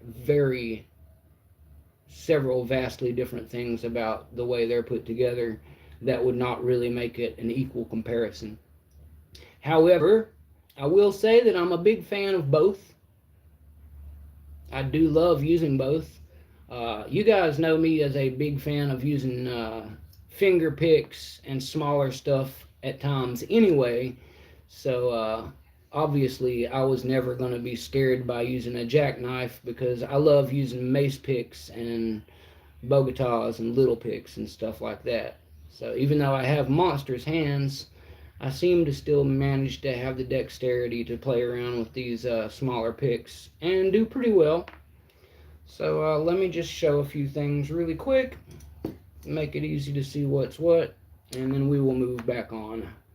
Alright, so with the Escort from Sparrows, you only get this one turner. I'm just going to show both of these off at the same time because it seems the most intuitive to do so. Alright, Swampy, take care, brother. Thank you for stopping in. I probably won't be around too much longer this evening. I might do another one late tonight, but I'm just trying to get back in the groove. I appreciate you coming through, brother. Tell everybody Mick is back, baby. Thanks for coming, Swampy. So yeah, basically you get this bottom of keyway with the Sparrows, and yeah, it's just a bottom of keyway wiper blade, guys. Now where do they stash it in here is really cool on the Sparrows, when I will give Sparrows that. Let me just show that little note. The way you put this away in the Sparrows one is one of the coolest parts of this design. It actually goes in a little slot that hides under the lockback.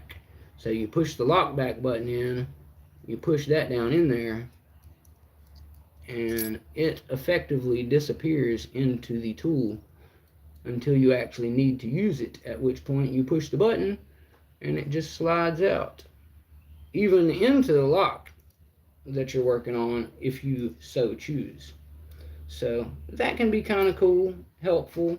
It's no big deal to me, but just wanted to show it because it is a feature.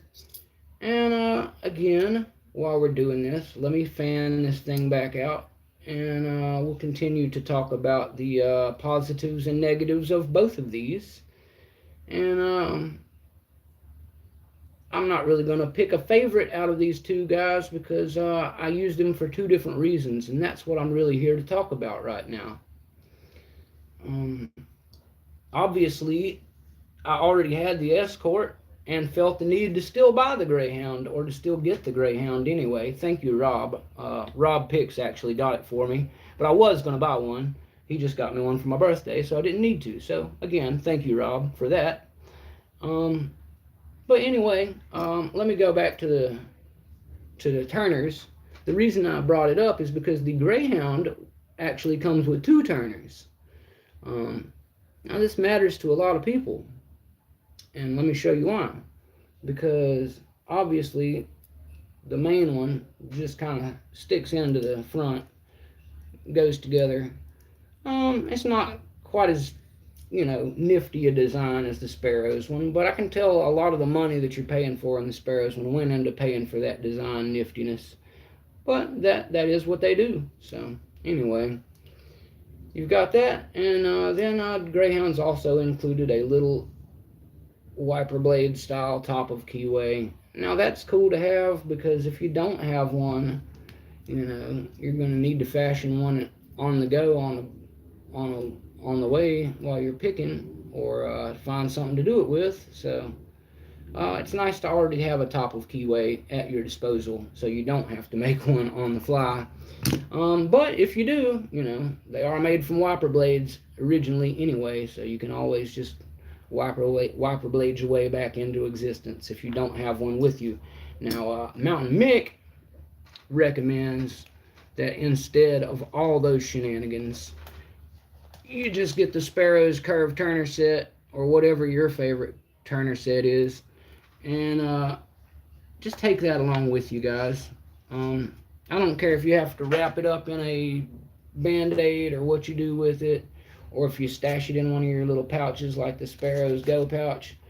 Whatever you got to do to bring some more turners with you, do so, because all these cool profiles aren't going to be worth anything if you can't get a good grasp on the cylinder that you're trying to pick. And if you have a crappy turner, you're never going to get that grasp, and you're never going to be able to get the feel that you need to successfully pick the lock. So it won't matter how good or how bad your profile is if you've got nothing but one crappy turner that you can't feel anything through, and that's all you've got at your disposal. So, if it's just truly an emergency backup tool in your pocket, no problem.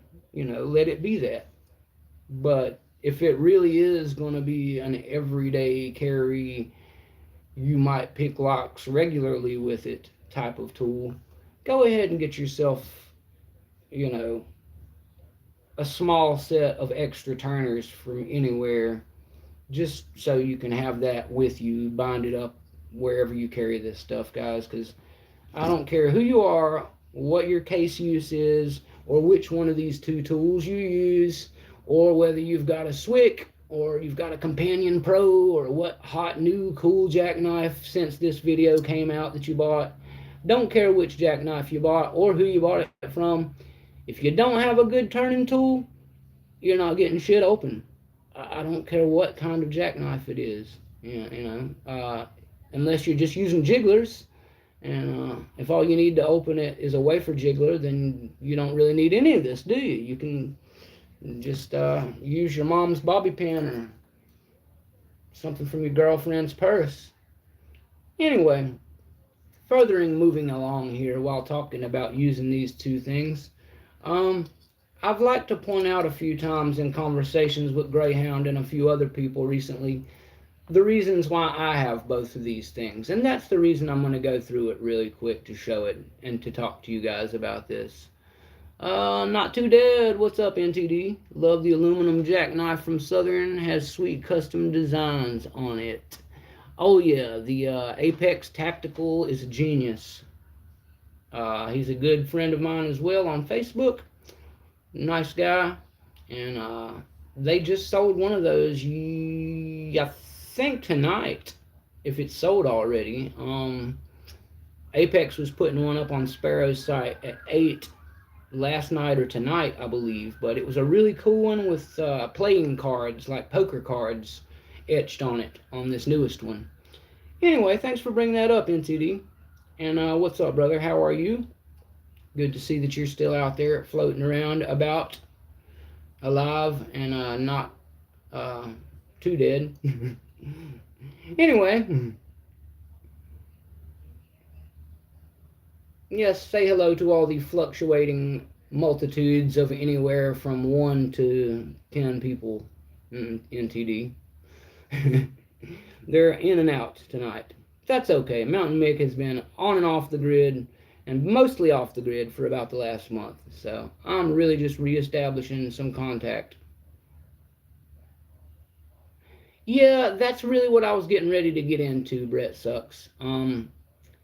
That is the general consensus among everybody I've talked to about this. I don't want to name drop anybody just for the sake of company affiliations or putting anybody's words in anybody's mouth. I don't want anybody to come back and say, oh, well, Mounta1nM1ck said that you said this about this or that about that. So let me just keep it general and say that when it comes to my lock picking friends who have used both of these, and believe me, there are multitudes of us who have used both of these. They are two of the most easily identifiable jackknives in the game right now. Outside of these, you would have the Swick, which you will notice by a really big flat Z-bar on the outside and a super huge pack of other turning tools mounted to it. Or you can get the Covert Companion or Companion Pro from Covert. Again, it's a bunch of bypass tools mounted to a couple of rivet picks. I mean, if that's what you're into, that's what you're into. Go get it. You might like it, you might not. My friend Phantasm, who made me this case, he loves the Reaper set, as do I. So he went and bought the Slim, whichever one it is that has the Reaper on it, and he hated it. So it just doesn't always go across or hold up, guys. And I'm not trying to bash Covert in any way. They make great tools. Lots of people love them. And equally, I know that the Professor and a handful of my friends who have the Companion and the Companion Pro, especially the Companion Pro, all seem to love them. So, you know, if that's what you want to pony up your cash on and lay down a big old wad of cash to the LPL lock god and rock out for yourself, then go for it, guys. They make good tools, and they are effective for what you're trying to use them on if you know how to use them. So if that's what you want, go get it. Let me get back to talking about these two. Again, for anybody just joining, this is the Escort from Sparrows. As you can see on the bottom there, Sparrows. And this is the Greyhound picking setup of the HCS style, RCS style, RCS Tool Co. Basically the same one everybody sees from Southern Specialty, and I believe another company may have offered them once upon a time too. Can't remember who because I'm a noob. At any rate, they've been made for a couple companies before, and they seem to have different profile setups on them depending on who you get them from. I like this one. This is from Brother Greyhound, greyhoundpicking.com. Greyhound, as is his custom line, has chosen to swap out some of the southern profiles or some of the more old school profiles that you would find on, say, Southord pick pin or one of these Sparrows Escorts. He has chosen to swap out some of these here where he has swapped in his new and much loved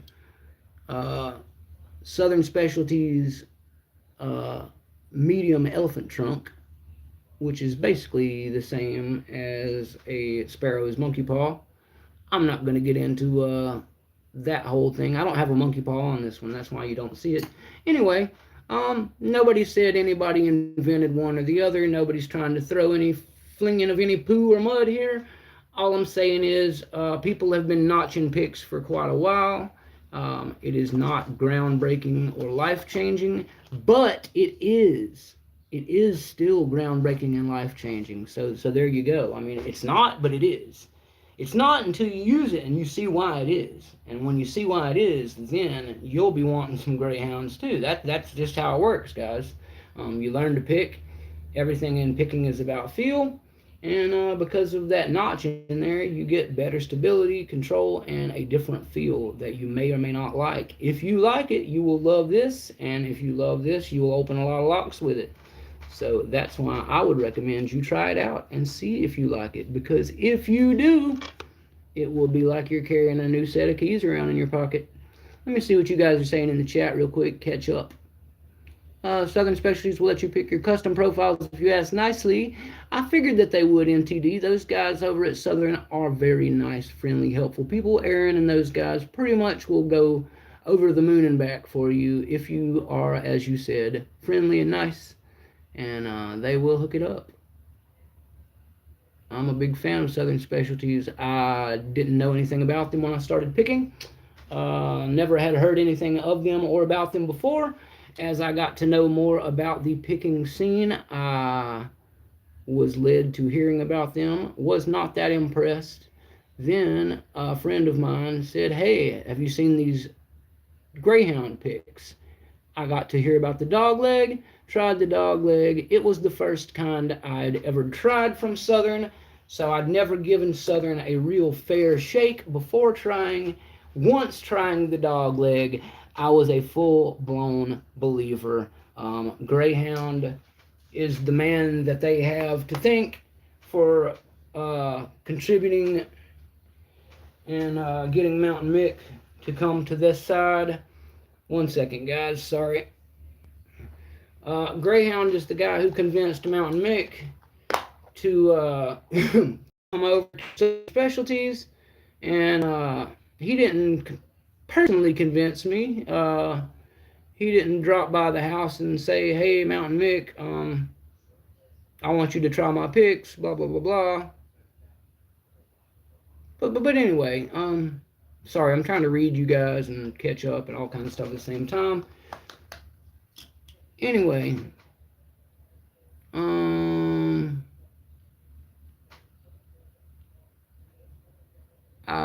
the angle he put on the dog leg helps a lot, I think. I agree completely, NTD. That low swoop that they added to make it more like a reach and less like just a regular monkey paw, essentially. That reach is where all the magic happens. I completely agree with you, sir. I am a fan of the monkey paw and a big fan of sparrows, as you know, but I don't think that they own the notched pick or anything like that. And I've got medium elephant trunks and monkey paws, so I buy both. I like both. And I don't think that they're exactly the same, if you want my honest opinion on that. The monkey paw does not grip the same way that the dog leg does. They are a slightly different pinch. Have you noticed that? Just curious.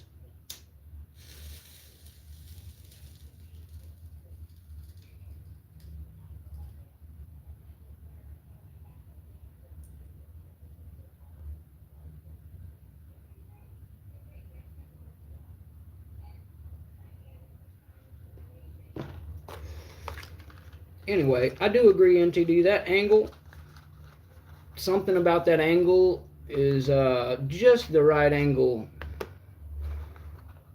I don't know who was in charge of the R&D that got into figuring out what angle that angle should be. But damn, dude, it really is just the sweet spot, isn't it? You first bought sparrows when you got into lock picking. The monkey paw was the one you compared side by side with the elephant trunk and the dog leg. Yeah, there are differences. I can show you all of them because I'm a monkey paw / sparrows go to bat for them out here all the time. When I first got into lock sport, I unofficially branded myself the go-to sparrows guy because I saw them catching a lot of heat from everywhere, left and right, about lots of different things, and I was already a pretty solid fan of theirs. So by the time I made myself known socially and publicly, I had formed enough opinions and ideas about them to approach them as well. I'm still going to be getting the tattoo on my neck here from sparrows. I just talked to them earlier this week about that. I do now have my birth certificate that I had been waiting in the mail for because there's a whole thing about me needing a passport for some reason. But anyway, we'll get through all of that. and hopefully a lot quicker now that I have all of that stuff. So now that all my paperwork, excuse me, is lined up, hopefully me and Sparrows can get things lined up good. And hell, man, I'm at the point now where I'm ready for them to just come on down to Florida, meet me down the road here at whatever really good local tattoo artist we can find, and let's get this thing inked, man. They've got a really sweet piece made up for my. All right, Brett. Thanks for coming and hanging, my brother. You're always on here with me, Brett, and I appreciate you for that, brother. Thanks for having my back, mate.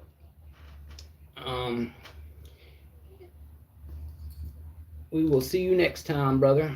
Standard departures, and say hi to the Yip to Hootie in the shed boys for me. So, yeah, guys, I am still on track to get the tattoo on my neck from Sparrows. Got everything squared away again with them since I got touched down here in Florida. We're all still on good terms and go for that. I don't know what me and them will be doing together after that, but we are doing well on site with that. What's up, Cucumber? What's up, Mustang? How are you guys doing? I've just been sitting here doing all kinds of stuff, guys. As you know, I've been in and out for the last month, so I'm just catching up everybody, chit-chatting a little. What's up, GK, man? Damn, everybody just appeared out of nowhere all at once. So I've been sitting here showing off the Escort against the Greyhound, just as a comparative look at both. Not to see if one's necessarily better than the other. That's not the point here. It's just easier to show both while talking about both instead of just one. And everybody's known me to have the Escort and use it for a while, so you guys know I know plenty about it. And I've had this for about a week or two now, so I've had time to get it broke in there good and make some good analysis and some good opinions on it, and some opens with it, and get the feel for what it's all about. And all I was doing at the moment was sitting here having a chit chat about basically the different approaches I have with the two of them, and why I have both of them separately and set up the way that I have them, and just that kind of thing, guys. So I also earlier was showing off my big ass Greyhound mat. I think pretty much everybody's seen it already at this point, but yeah, my big ass Greyhound mat is under everything here tonight. It is awesome. Thank you again to Rob for hooking me up with that. And let's see, what else?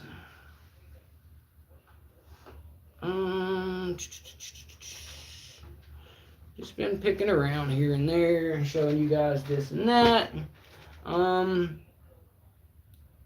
Anybody who's currently in here looking for a challenge lock, let me know, because that is something I am trying to get some people to take off my hands soon. Sorry guys, I'm turning the fan on. I'm trying to get a little cool off in here. But just give me 1 second.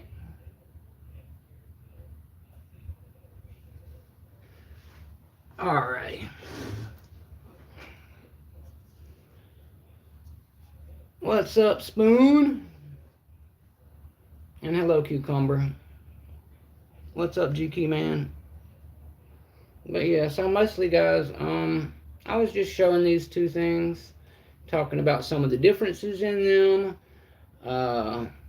Earlier, I was just straightening all my stuff out and moving everything, because for the first 20 minutes of the show, my signals were just crapping in and out, so I had to move us back here to the back room. Signal works way better back here, obviously. And yeah, I was just showing all that off. And for some of you guys who weren't here earlier, this is what I was showing off too. This is my sweet new Phantasm case from Phantasm. So for anybody who has not yet seen the Mick Phantasm case, this is it. It is fantastic. It is from Phantasm. And I've been loving this thing, guys. I got to tell you. It really has taken up a lot of my needs for space and arranging things. And opened up my Jimmy roll to where I can use my Jimmy roll for my modular jimmies. So I'm happy about that as well. Anywho, um, I'm glad to see Mustang popping in and out of here tonight.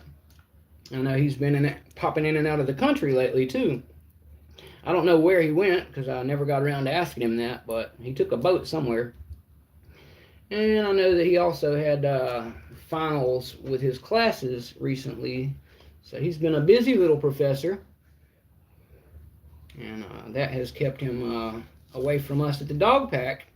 So he may or may not be caught up with all the goings on at the dog pack lately. So just give him a little time, guys and gals, to get integrated and caught back up at the dog pack, because he has been very busy and dealing with lots of things in his personal professional personal life.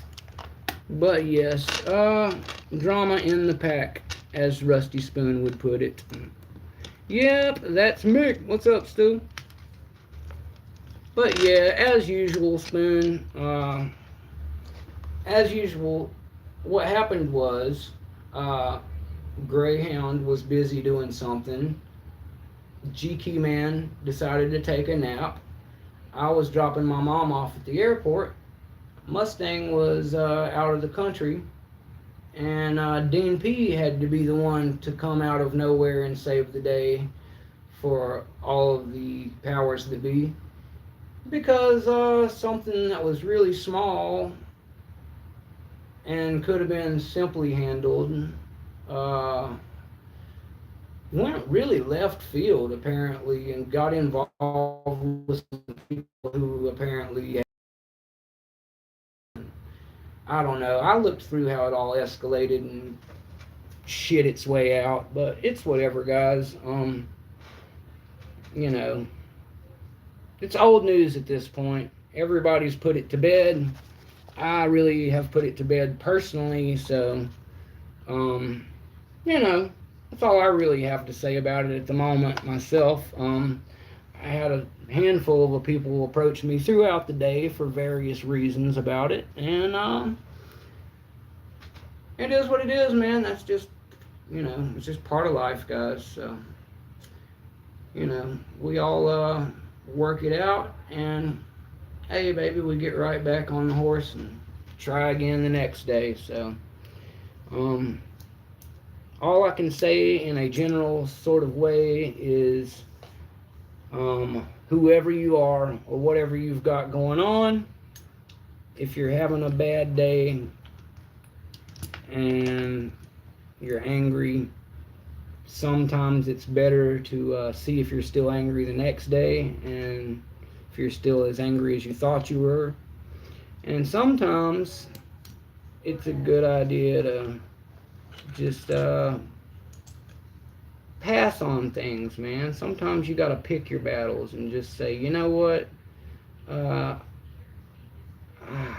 can do better than this today. I'm not gonna waste my good energy on this situation, because there's nothing good I can get from it. And that's, you know, that's easier said than done sometimes. There's a lot of instigators and a lot of heat that gets out there sometimes. I understand that, guys, but I guess what I'm trying to say is, you know, everybody gets a little bit, you know, irritated sometimes. And when you see that somebody needs a little space sometimes it's the polite adult thing to do to give them that space, to just back off and let them be however it is they need to be. right there at that particular moment. I used to have a friend who had a saying, and the saying was, just let them wear the bikini, or I'm sorry, the tutu. His saying was, just let them wear the tutu, the little pink tutu. And he would look at me and he would just be like, little pink tutu. And what he meant when he said little pink tutu was, he had told me about it at a downtime moment at work one night. We were working at a bar trying to keep the craziness from escalating when people got too coked up and too drunk and started fighting. Anyway, he would say little pink tutu. And the little pink tutu theory is that people sometimes, no matter who they are or what they've got going on, feel the need to put on their little pink tutu and be a diva and dance around. They want everybody to watch them do their dance, and they want to make sure everybody talks about it afterward. And that's what you got to do, man. You got to let them have that. You got to let them do their dance. You got to let the little pink tutu run its course, and you got to let them run off stage like a runaway bride and take that drama queen stuff somewhere else, because that's what will happen. And then it'll blow over and leave, and you'll have nothing to worry about.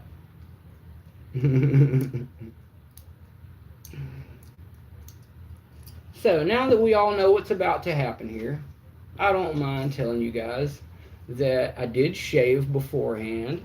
Thanks, Stu, for alerting everybody to what was about to start here. I didn't get a chance to wax the midsection, but the lowest of my areas are going to look really nice when we get to that part. So just... Obviously, I'm kidding, guys. You'll have to come back to Mick's OnlyFans to see that portion of the show.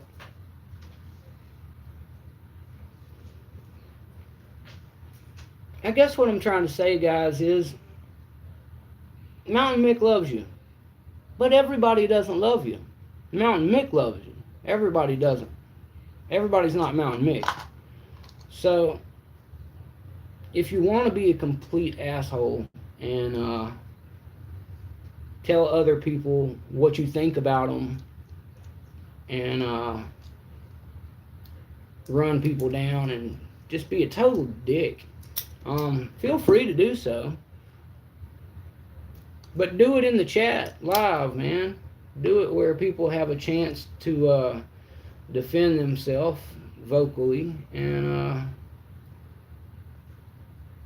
so I don't have to step away from doing anything, because I'm not going to do that, you know.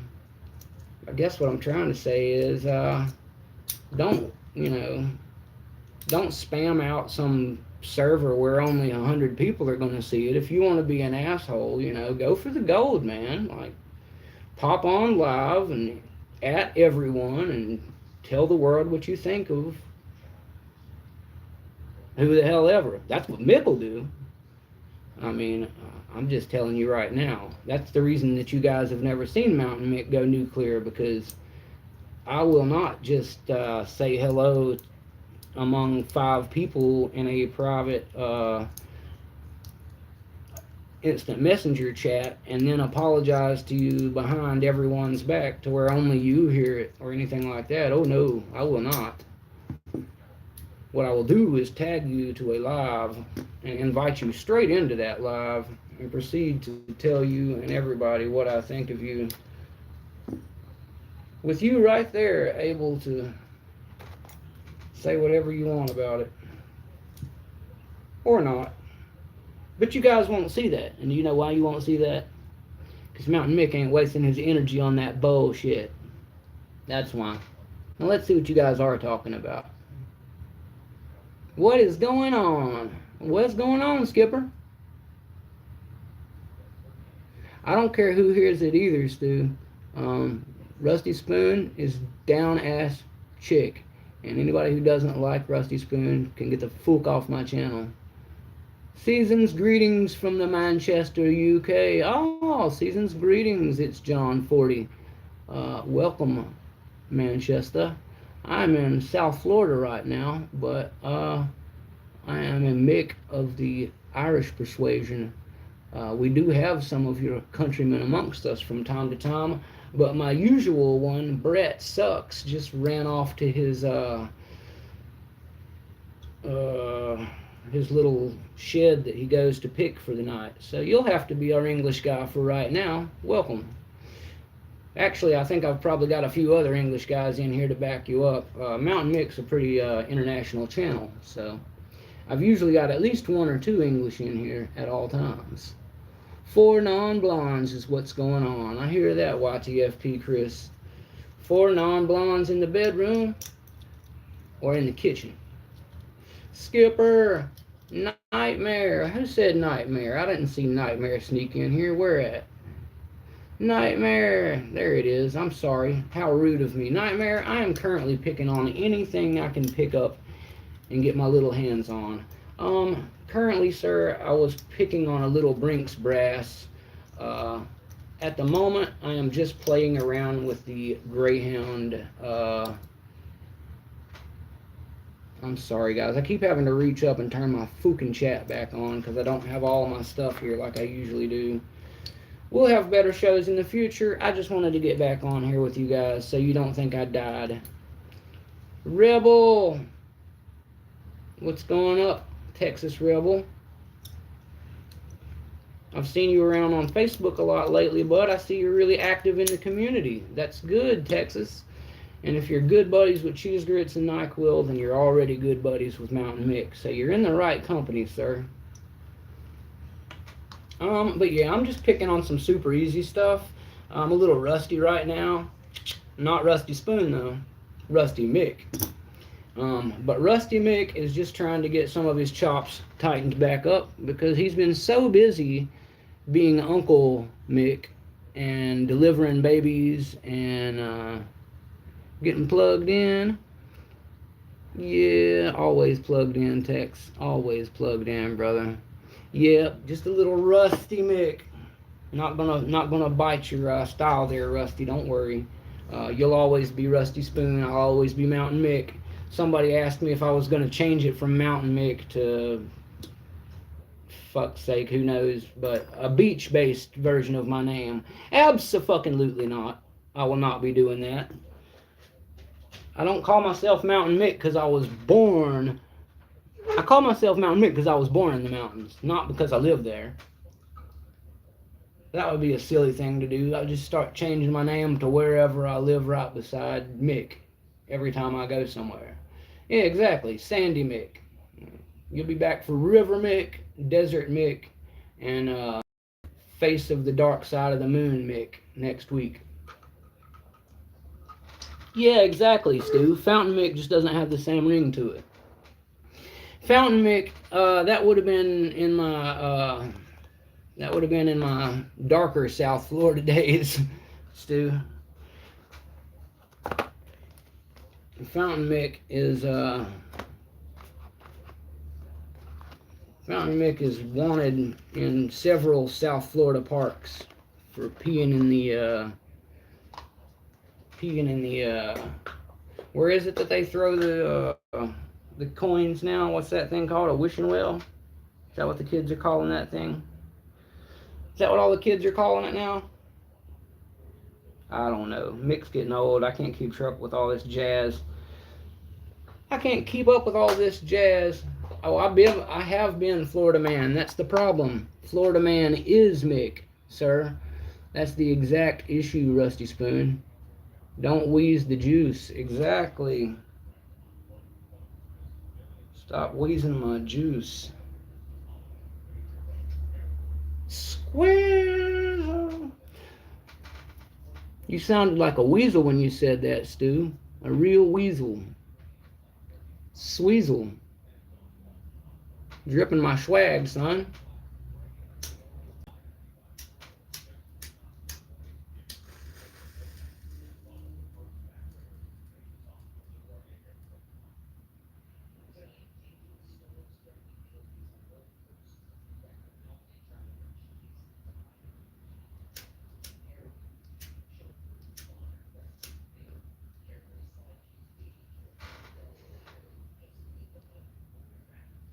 That was Encino Man, Stu.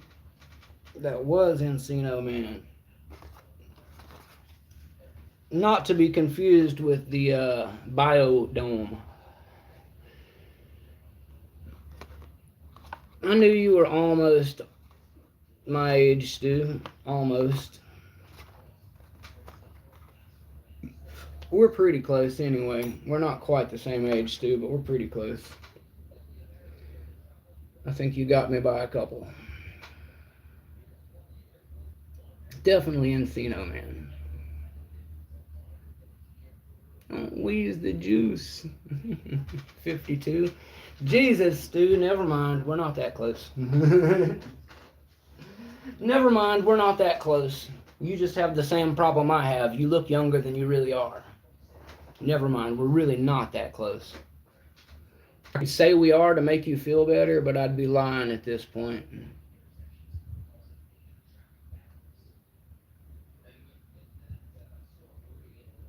Are you sure you're 52, Stu? I don't know about that, dude.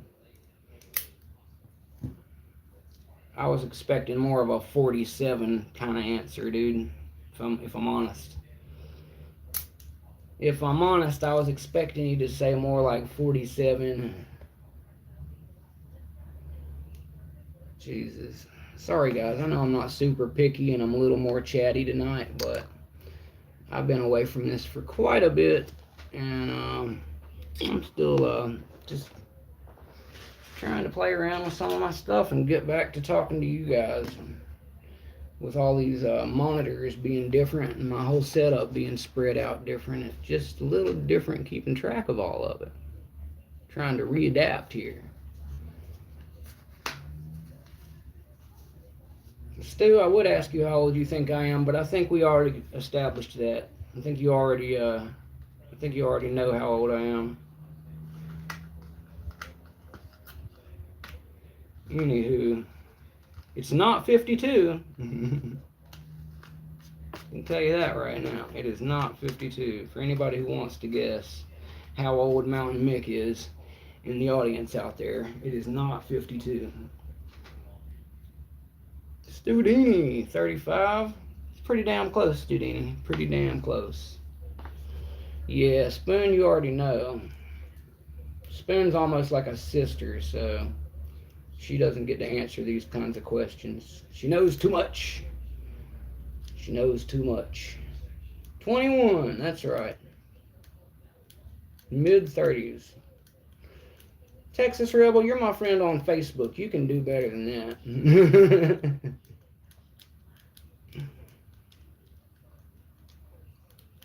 Not too dead. 29. You're making me feel better every time you answer, NTD. Keep going. 35, but I could pass for 25 to 27, huh? I'm glad I shaved the other day. If I had my beard, I'd be really losing right now. Brett Sucks is back. Where'd my other Englishman go? Do we still have Manchester in the house? Manchester, if you're still out there, my token Englishman is back. If you'd like to say hello.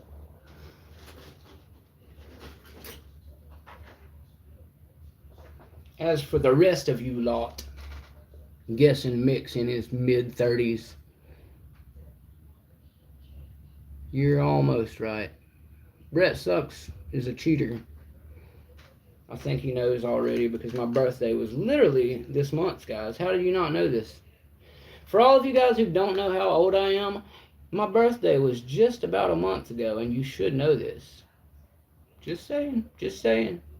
You follow me, not the other way around. Well, actually, the other way around too, because I subscribe all my subs. Have to do all messages. That is why. Yeah, if you don't do all messages, you're basically directly banned from Brett. Nobody else. But YouTube does not show Brett's messages unless you put all messages. Anybody else, you'll see, but not Brett. What in the hell? I'm lost. Oh, what the hell? I'll pick something else. I'll pick it with something else. Whatever. Stick a Moki in this thing. Why not? I haven't used a Moki today. Oh my god, I started missing you guys' messages. 39.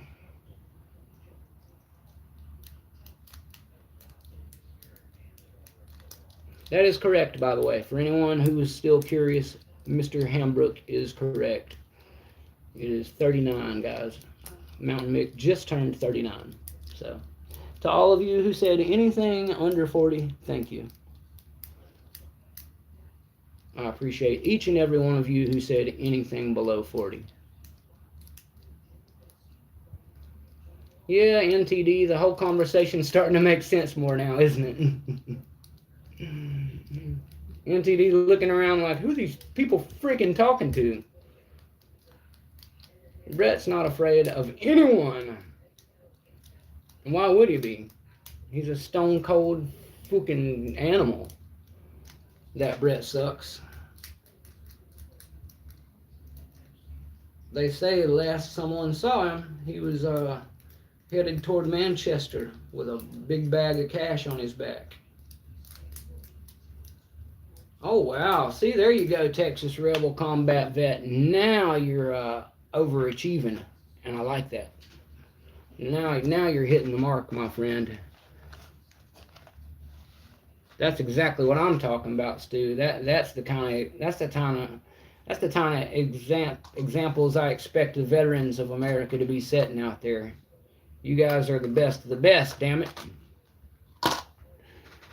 Seen him on the chat once, but not sure. Tried to play nice, put me on blast, bitch. Who put who on blast? Me? Did I put you on blast?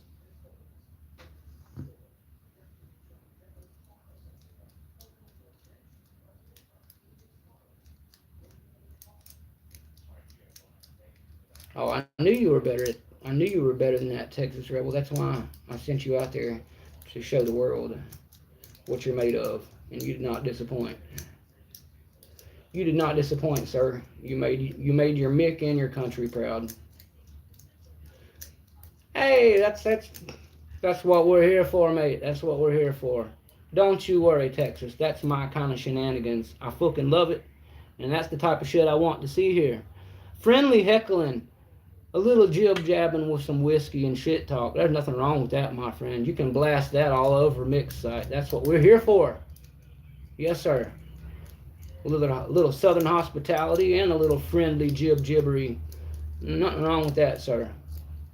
I'm pretty sure almost half, if not more, of the chat are either veterans, drinkers, both, or just in general street bad mofos.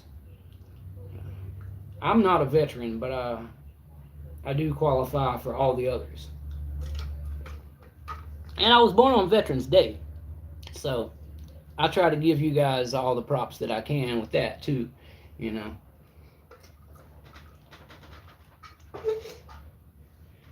Exactly.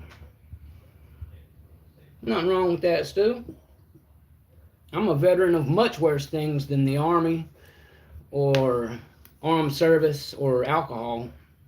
I can say I've done much worse things than serve my country or a drink. Fucking freezing here. Just filled the paraffin heater up in the shed and letting things warm up for half an hour. Paraffin heater? Jesus, man. Paraffin. The man said a paraffin heater. Is that like kerosene, Brett? Is that what they have over there for kerosene? Let me know. Because I know what paraffin wax is, but that's the only thing I've ever heard paraffin referred to, by the way. That's why I'm asking you. Give me one moment, guys. I'm taking a quick pause for the cause. And thanks for everybody patiently hanging out with me and having a good time tonight. We do have a good time, don't we?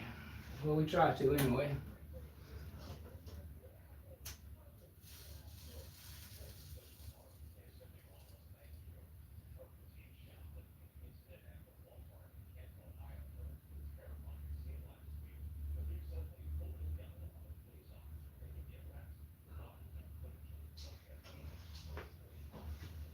Alrighty.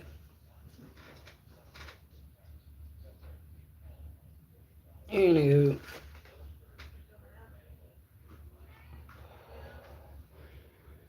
So what's the score, everybody? Who's on the late night picking tonight? Is anybody lined up for picking later than Mick tonight? Just out of curiosity, in case I want to hang out in the chat. Because Mountain Mick needs a cigarette badly. And he's about to take you all with him for the moment. I'm going to do like Labs and all these other guys do and take you guys with me on a smoking adventure. Because since we're not in good old God's country, North Carolina anymore, unfortunately that means we can't smoke in the house. Because Mama Mick does not smoke in the house. So, boo. That kind of is not the way it works here. So, oh well. Let me walk out here and smoke. I'll take you guys with me for just a moment. We'll go out here where I'm allowed to smoke. Going to smoke. Anyway, I'll be back in just a sec. When I get back, I'll try not to make it too much longer so you can have your room back.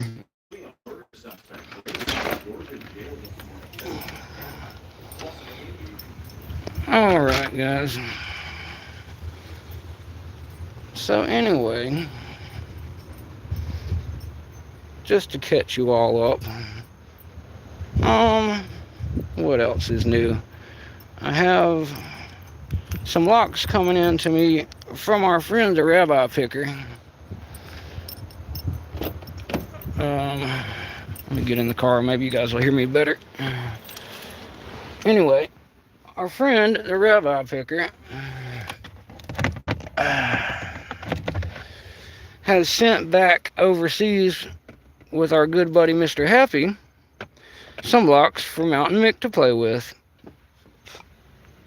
So I'm looking forward to that. I think he sent a challenge lock that he built with the package, was my understanding.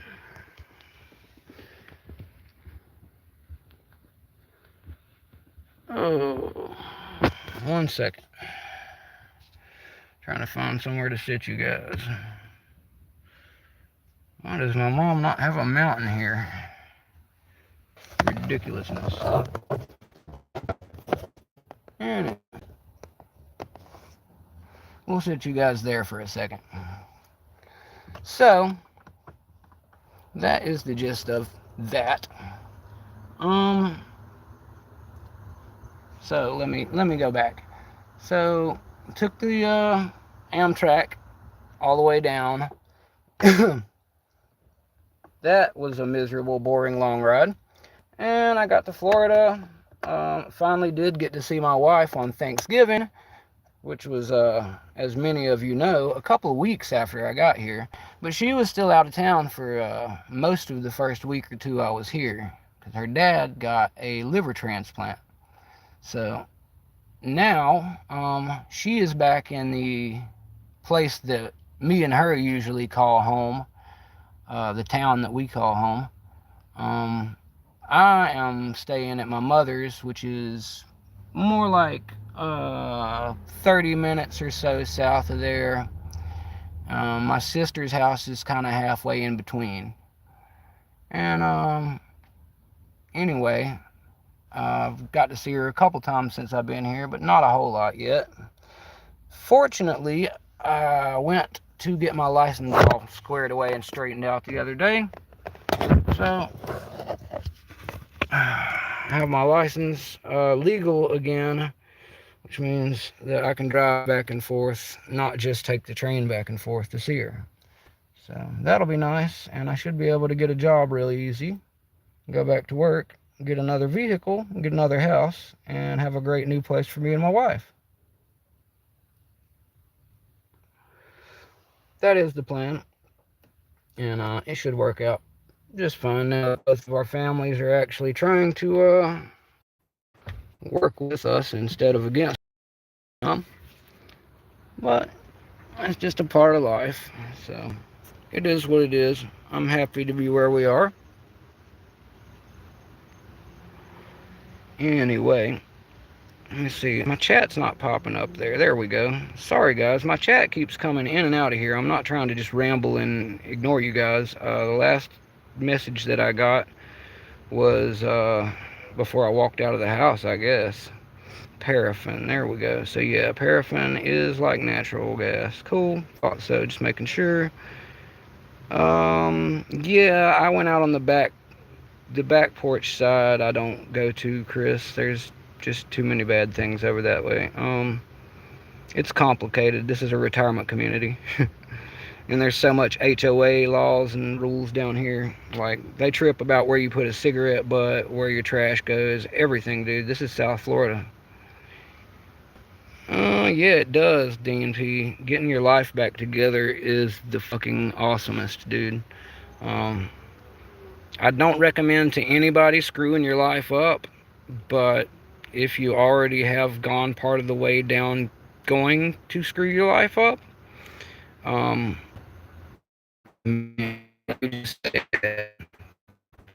for you to get back on the right path to having life is what Mounta1nM1ck is doing for you, because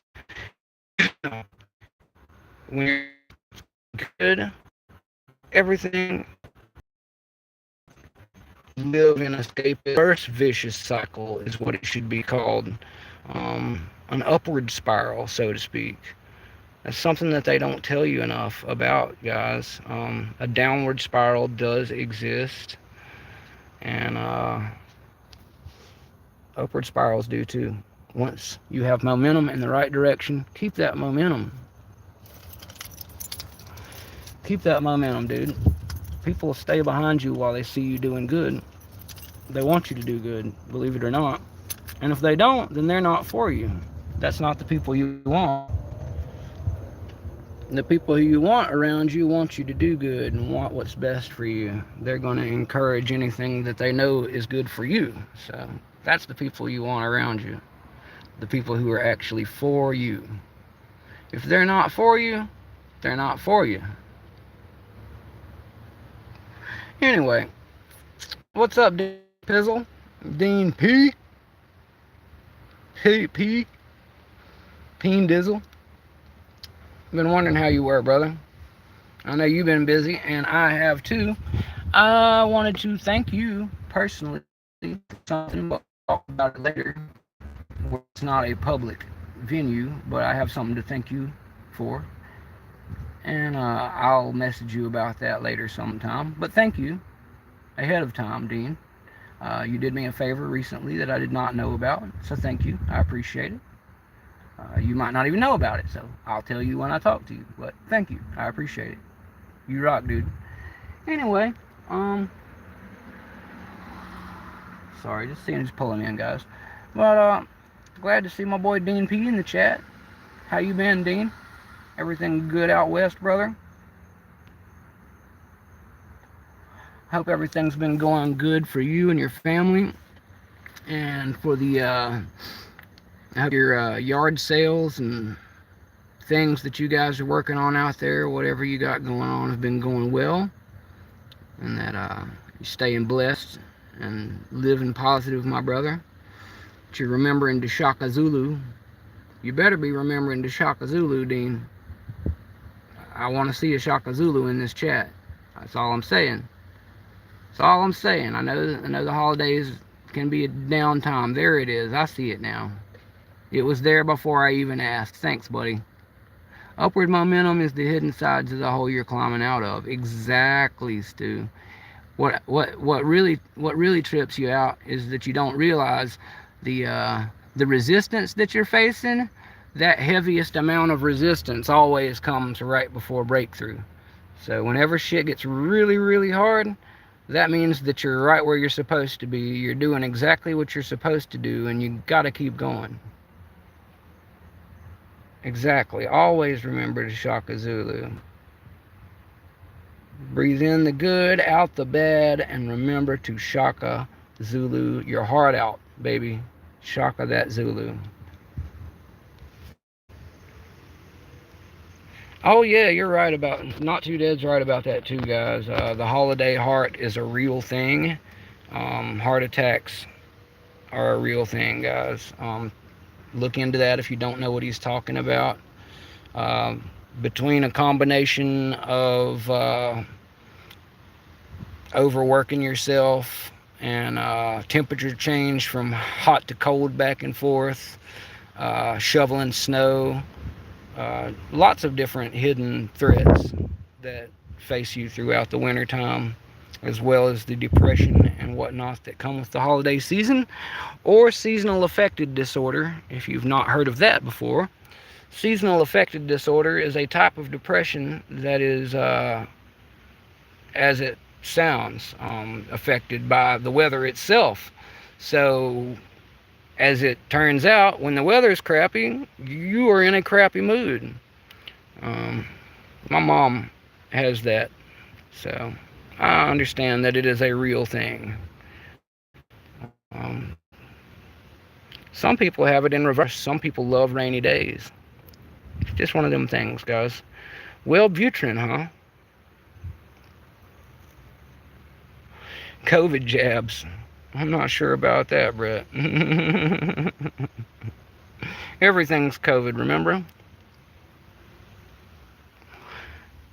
If you die of anything unlistable, it falls under COVID, Brett. You know that. You can die of a broken toe, and as long as you got a sneeze on the way in, it was COVID.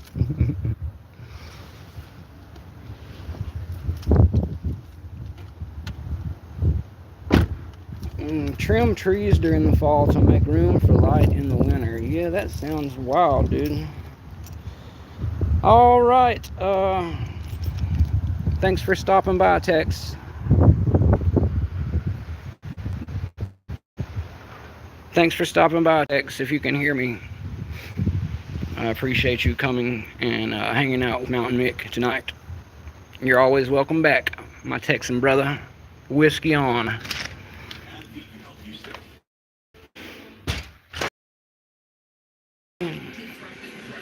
Rusty Spoon, are you still in here? Come here, Jiggy. We'll give you your moment really quick. Rusty Spoon, for anybody in the kitty crowd out there, Jigsaw says hello. That's all. That's all the Jigsaw we're getting tonight, folks. I've never had the disease. I've never had anything to deal with COVID except having to take my might have had it one time, maybe.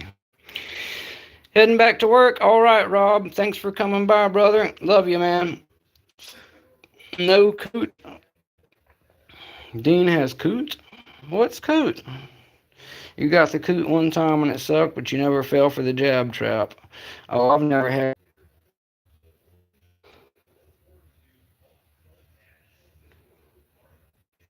Two coots. I don't know what I'd do with two coots, guys. Let's just not even try to imagine the possibilities. More of those equals more problems. You guys ought to know that by now.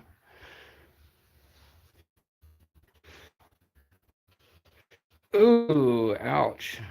That's a bummer. Yeah, I've heard about the smell losing thing, guys. As you can tell, Mounta1nM1ck's kind of. But yeah, I gotta try things up a little bit here.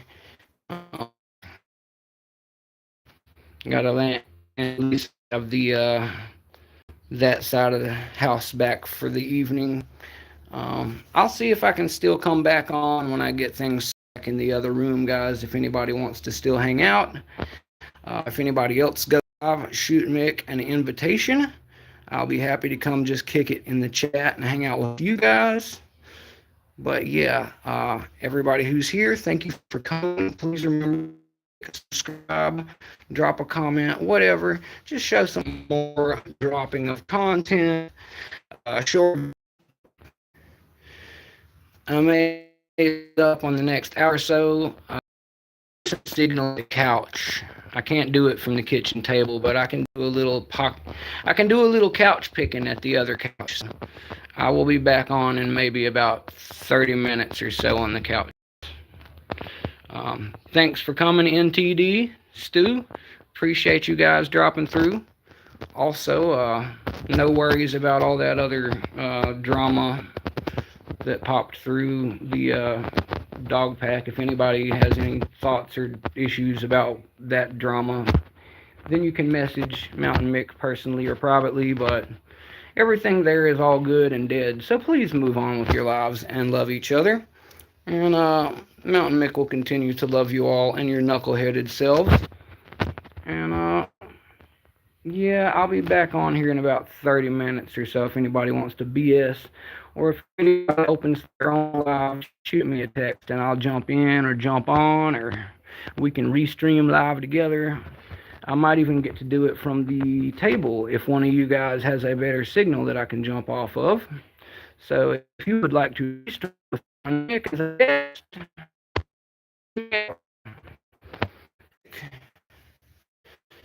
thanks to everybody for coming and supporting Mounta1nM1ck.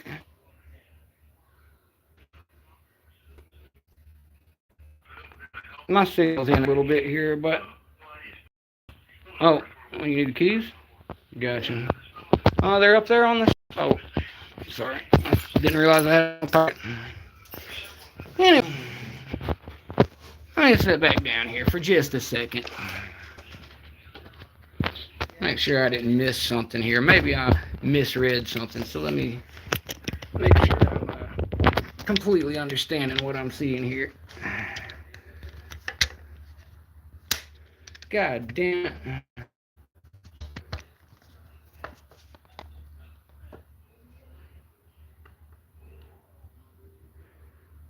All right, Stu. Appreciate you coming by.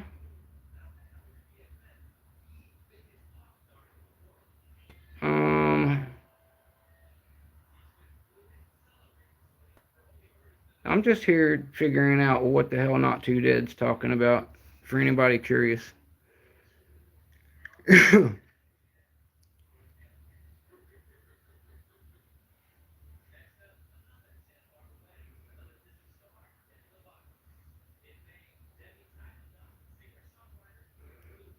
Yeah, like I said, I'm just catching up the messages here, but again, Stu, you're all good, man. That's kind of what I was trying to say to everybody, is that everybody's all good, but, you know, it is what it is, man. Yeah, exactly, Not Too Dead. I'm glad you understand that, sir. Clearly is one of those issues that uh, grandfathered long in before Mounta1nM1ck was around for. So, uh, yeah, out of respect for that alone, that is where I will leave that, sir. You are correct. It is pretty much not my business. And were it not something that occurred in the dog pack server, I wouldn't even know about it. So again, several people approached me asking me about it or apologizing to me about whatever they were worried about, people being upset about. I don't know. This kind of thing happens every time something blows up in dog pack, and I mean, I understand why everybody, makes their way to me to talk to me about it, because I mean that's kind of part of wearing that hat, I guess. But at the same time, uh, nobody messaged me and asked me to come do anything about whatever the hell was going on. And yeah, exactly, NTD. I saw all of that going on and around when I got back. Like I said, this morning I was dropping my mom off at the airport to go to Cali. Um, and when I got back from that, about 6 a.m. was when I noticed all of that shit from this morning. But the first thing I did was message my mod team and ask them what the hell happened, and then follow up with the people necessary. And I felt like it was pretty much already handled by the time I heard about it, from what I could see from all sides of it. Just to give everybody a quick touch base on what I felt about it and what I saw or heard about it, just so we're not in the dark about where Mounta1nM1ck is on it.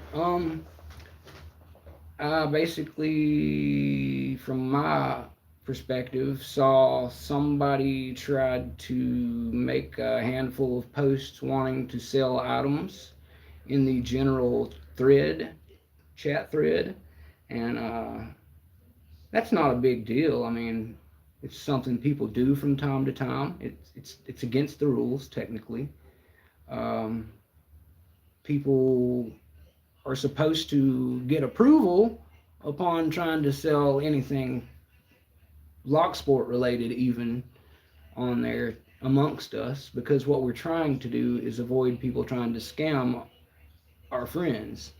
When we first opened the dog pack, I had somebody trying to come in and offer free laptop giveaway, blah blah, etc. And I followed that down personally. I chased the lead down, and it turned out they were trying to get me to send them like $85 of shipping money through Cash App that day, and it had to be done that day, and blah blah, etc. And it was a scam, dude. So anyway, people trying to screw my friends out of money, I'm not cool with. I'm gonna do everything I can to hunt that down and eject it from our fun space. And there's only so much I can do about that. Now, outside, that really doesn't even have to do with what happened here. What happened here was somebody who is one of us decided it would be okay to go rogue and start selling some personal items like it was a pawn shop on the thread. And I mean, again, that's not a big deal. It's just not something that we do. So somebody deleted it as soon as they saw it. Now, I'm not going to get into who and how deleted what, but I'm pretty sure everybody knows who deleted what. And the people who need to know. And I completely 100% agree with them. I would have deleted it. I didn't delete it because I was busy. But I would have if I had seen it, because it's not something we do. I would have been cordial and reached out to the person and told them, look, you need to do this way. But that's just the way I would have handled it. I don't know how exactly it was handled. That was probably not how it was handled. But again, I can't be responsible for babysitting or telling grown men how to feel about everything in life all day, every day. And I'm not going to try to, man. You guys are my friends on the internet. We don't even know each other for the most part. I love you guys to that extent.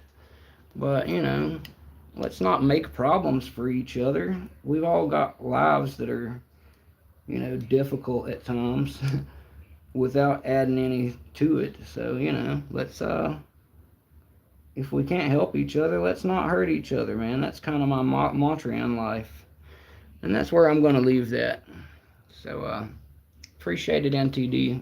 And anybody who knows me, like you and all your friends, know me well enough to know that I'm not a pot stirrer, I'm not a crap starter, and I am not a drama filter, or, I don't get in with all of that stuff. Um, I'm sorry whatever happened there happened. I'm glad it was handled. It's over with, and that's all there is to say about that. So, yeah, we'll just leave it there. And, yeah, moving on. Greyhound, how are you, sir? I was actually on my way out a second ago, Greyhound. I got tied up because I was making sure I didn't accidentally offend a friend of mine, and I did not. I misunderstood something they said, and I was making sure they didn't misunderstand what I said. And now that we're all clarified, that we're all on the same page about it and definitely in agreement, there is no issue, and we're all for the better for it. Yes, thank you, NTD. You are as well, sir. As I said, I try not to get into all the like, that's the whole reason I enjoy coming to our own space, because I don't want to be around all of that whack crap.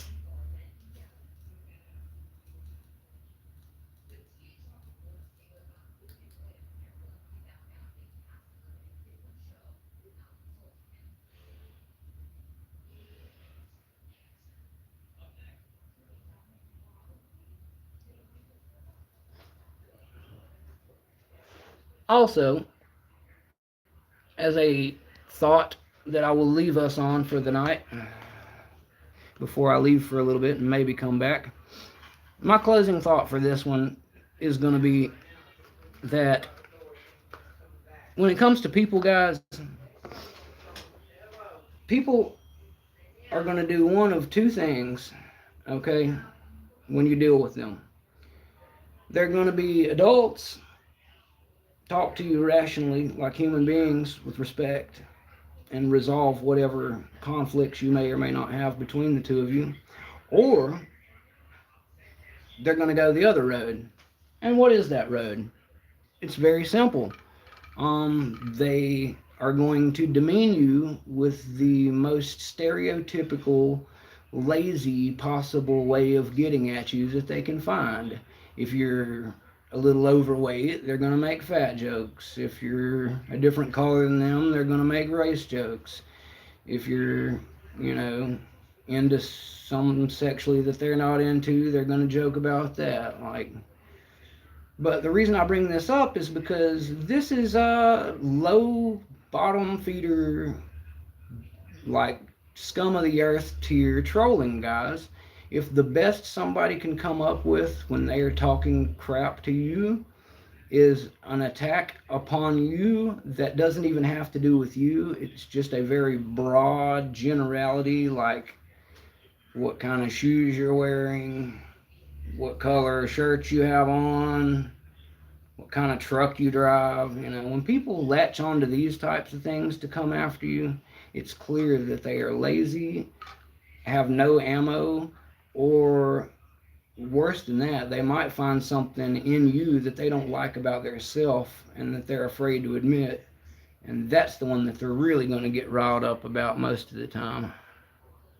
But that's a little lesson about people for you tonight, guys. Don't let that stuff get to you. Uh, just move on, man. There is how many points, so many billion fuckers on the face of the earth. Go talk to some other ones. Maybe they won't be dickheads. Maybe you'll actually relate and enjoy talking to people, and move on into, you know, having a positive experience, learning from each other, and hell, maybe finding a lasting friendship, meaningful, doing something, moving on with your lives beyond calling each other third grade names. I don't know. It's just a Mounta1nM1ck thoughts for the night.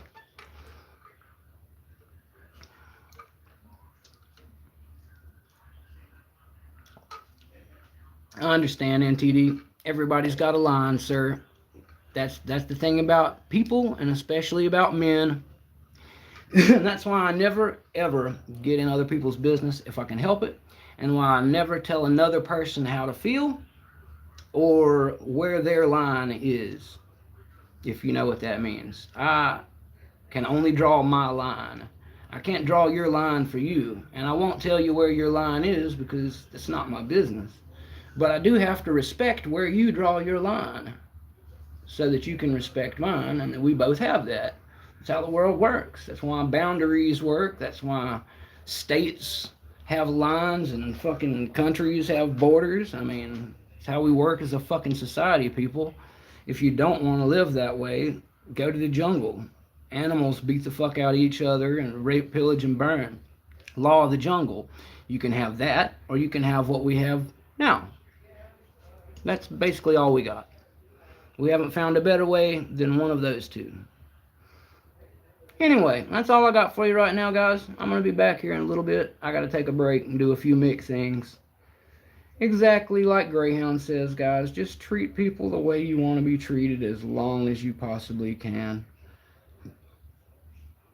And if they can't find it in their self to be good to you and to love you for who you are, then something's wrong with them, guys. You can't fix that. You can't fix broken people. You can only work on yourself. So work on what you can with yourself, and if you are not the problem, then all you can do then is remove yourself from what the problem is. Because if you're not the problem, then the other part of the equation must be. So it's time to leave. Anyway, guys, that is the long, short, pretty, ugly, and up and down of Mounta1nM1ck's return to the good old lock sport world. I'm glad to be back. I'm glad to be set up here in Florida. Thanks to everyone for coming and supporting me on my return show tonight. Thanks to everyone who has stayed in communication with me throughout my time crossing over from one state to another. Thanks to everybody who has or will be sending or sent anything my way during the crossover period, as it has made it possible for me to still have some things to do on the show. Yes. So yeah, guys, let me see. Anything I just want to wrap it up in saying thanks again to my buddy Phantasm at Phantasm Industries for making me this fantastic freaking case. You can get one just like this one. It even is Mick color, guys. That's freaking right. You heard me. If you go to the site, phantasmindustries.com, which you should, and you order one of his cases, which you should, you can get it in Mick color. It literally says Mick color, guys. You get Mick lime green. Oh, always NTD. If you ever need an ear, brother, Mounta1nM1ck is here, and that goes to all of you. Mounta1nM1ck loves and respects you all individually, and I will never pass judgment on a single one of you until I have spoken to you first, and until we've had time to agree with each other on what has or has not transpired. Because I will always be interested to hear what your side of whatever the fuck it was that happened was, if we already were friends.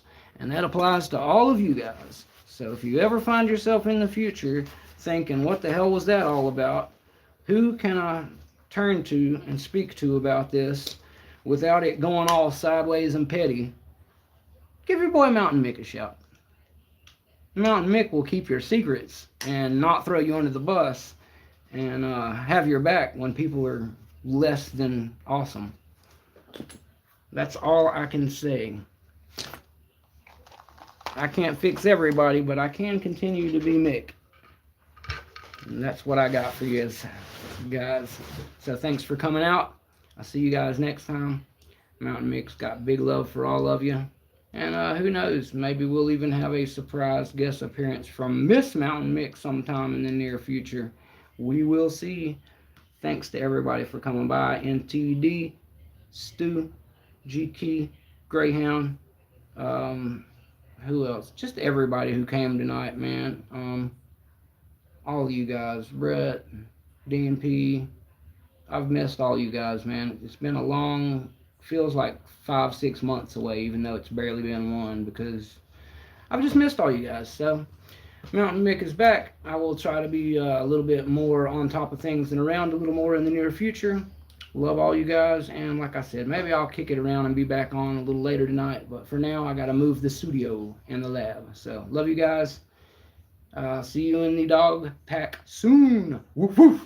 Have a good night, fellas. Later, Greyhound. Later, guys. Love you all. Hitting the big red button. Later, GK, man.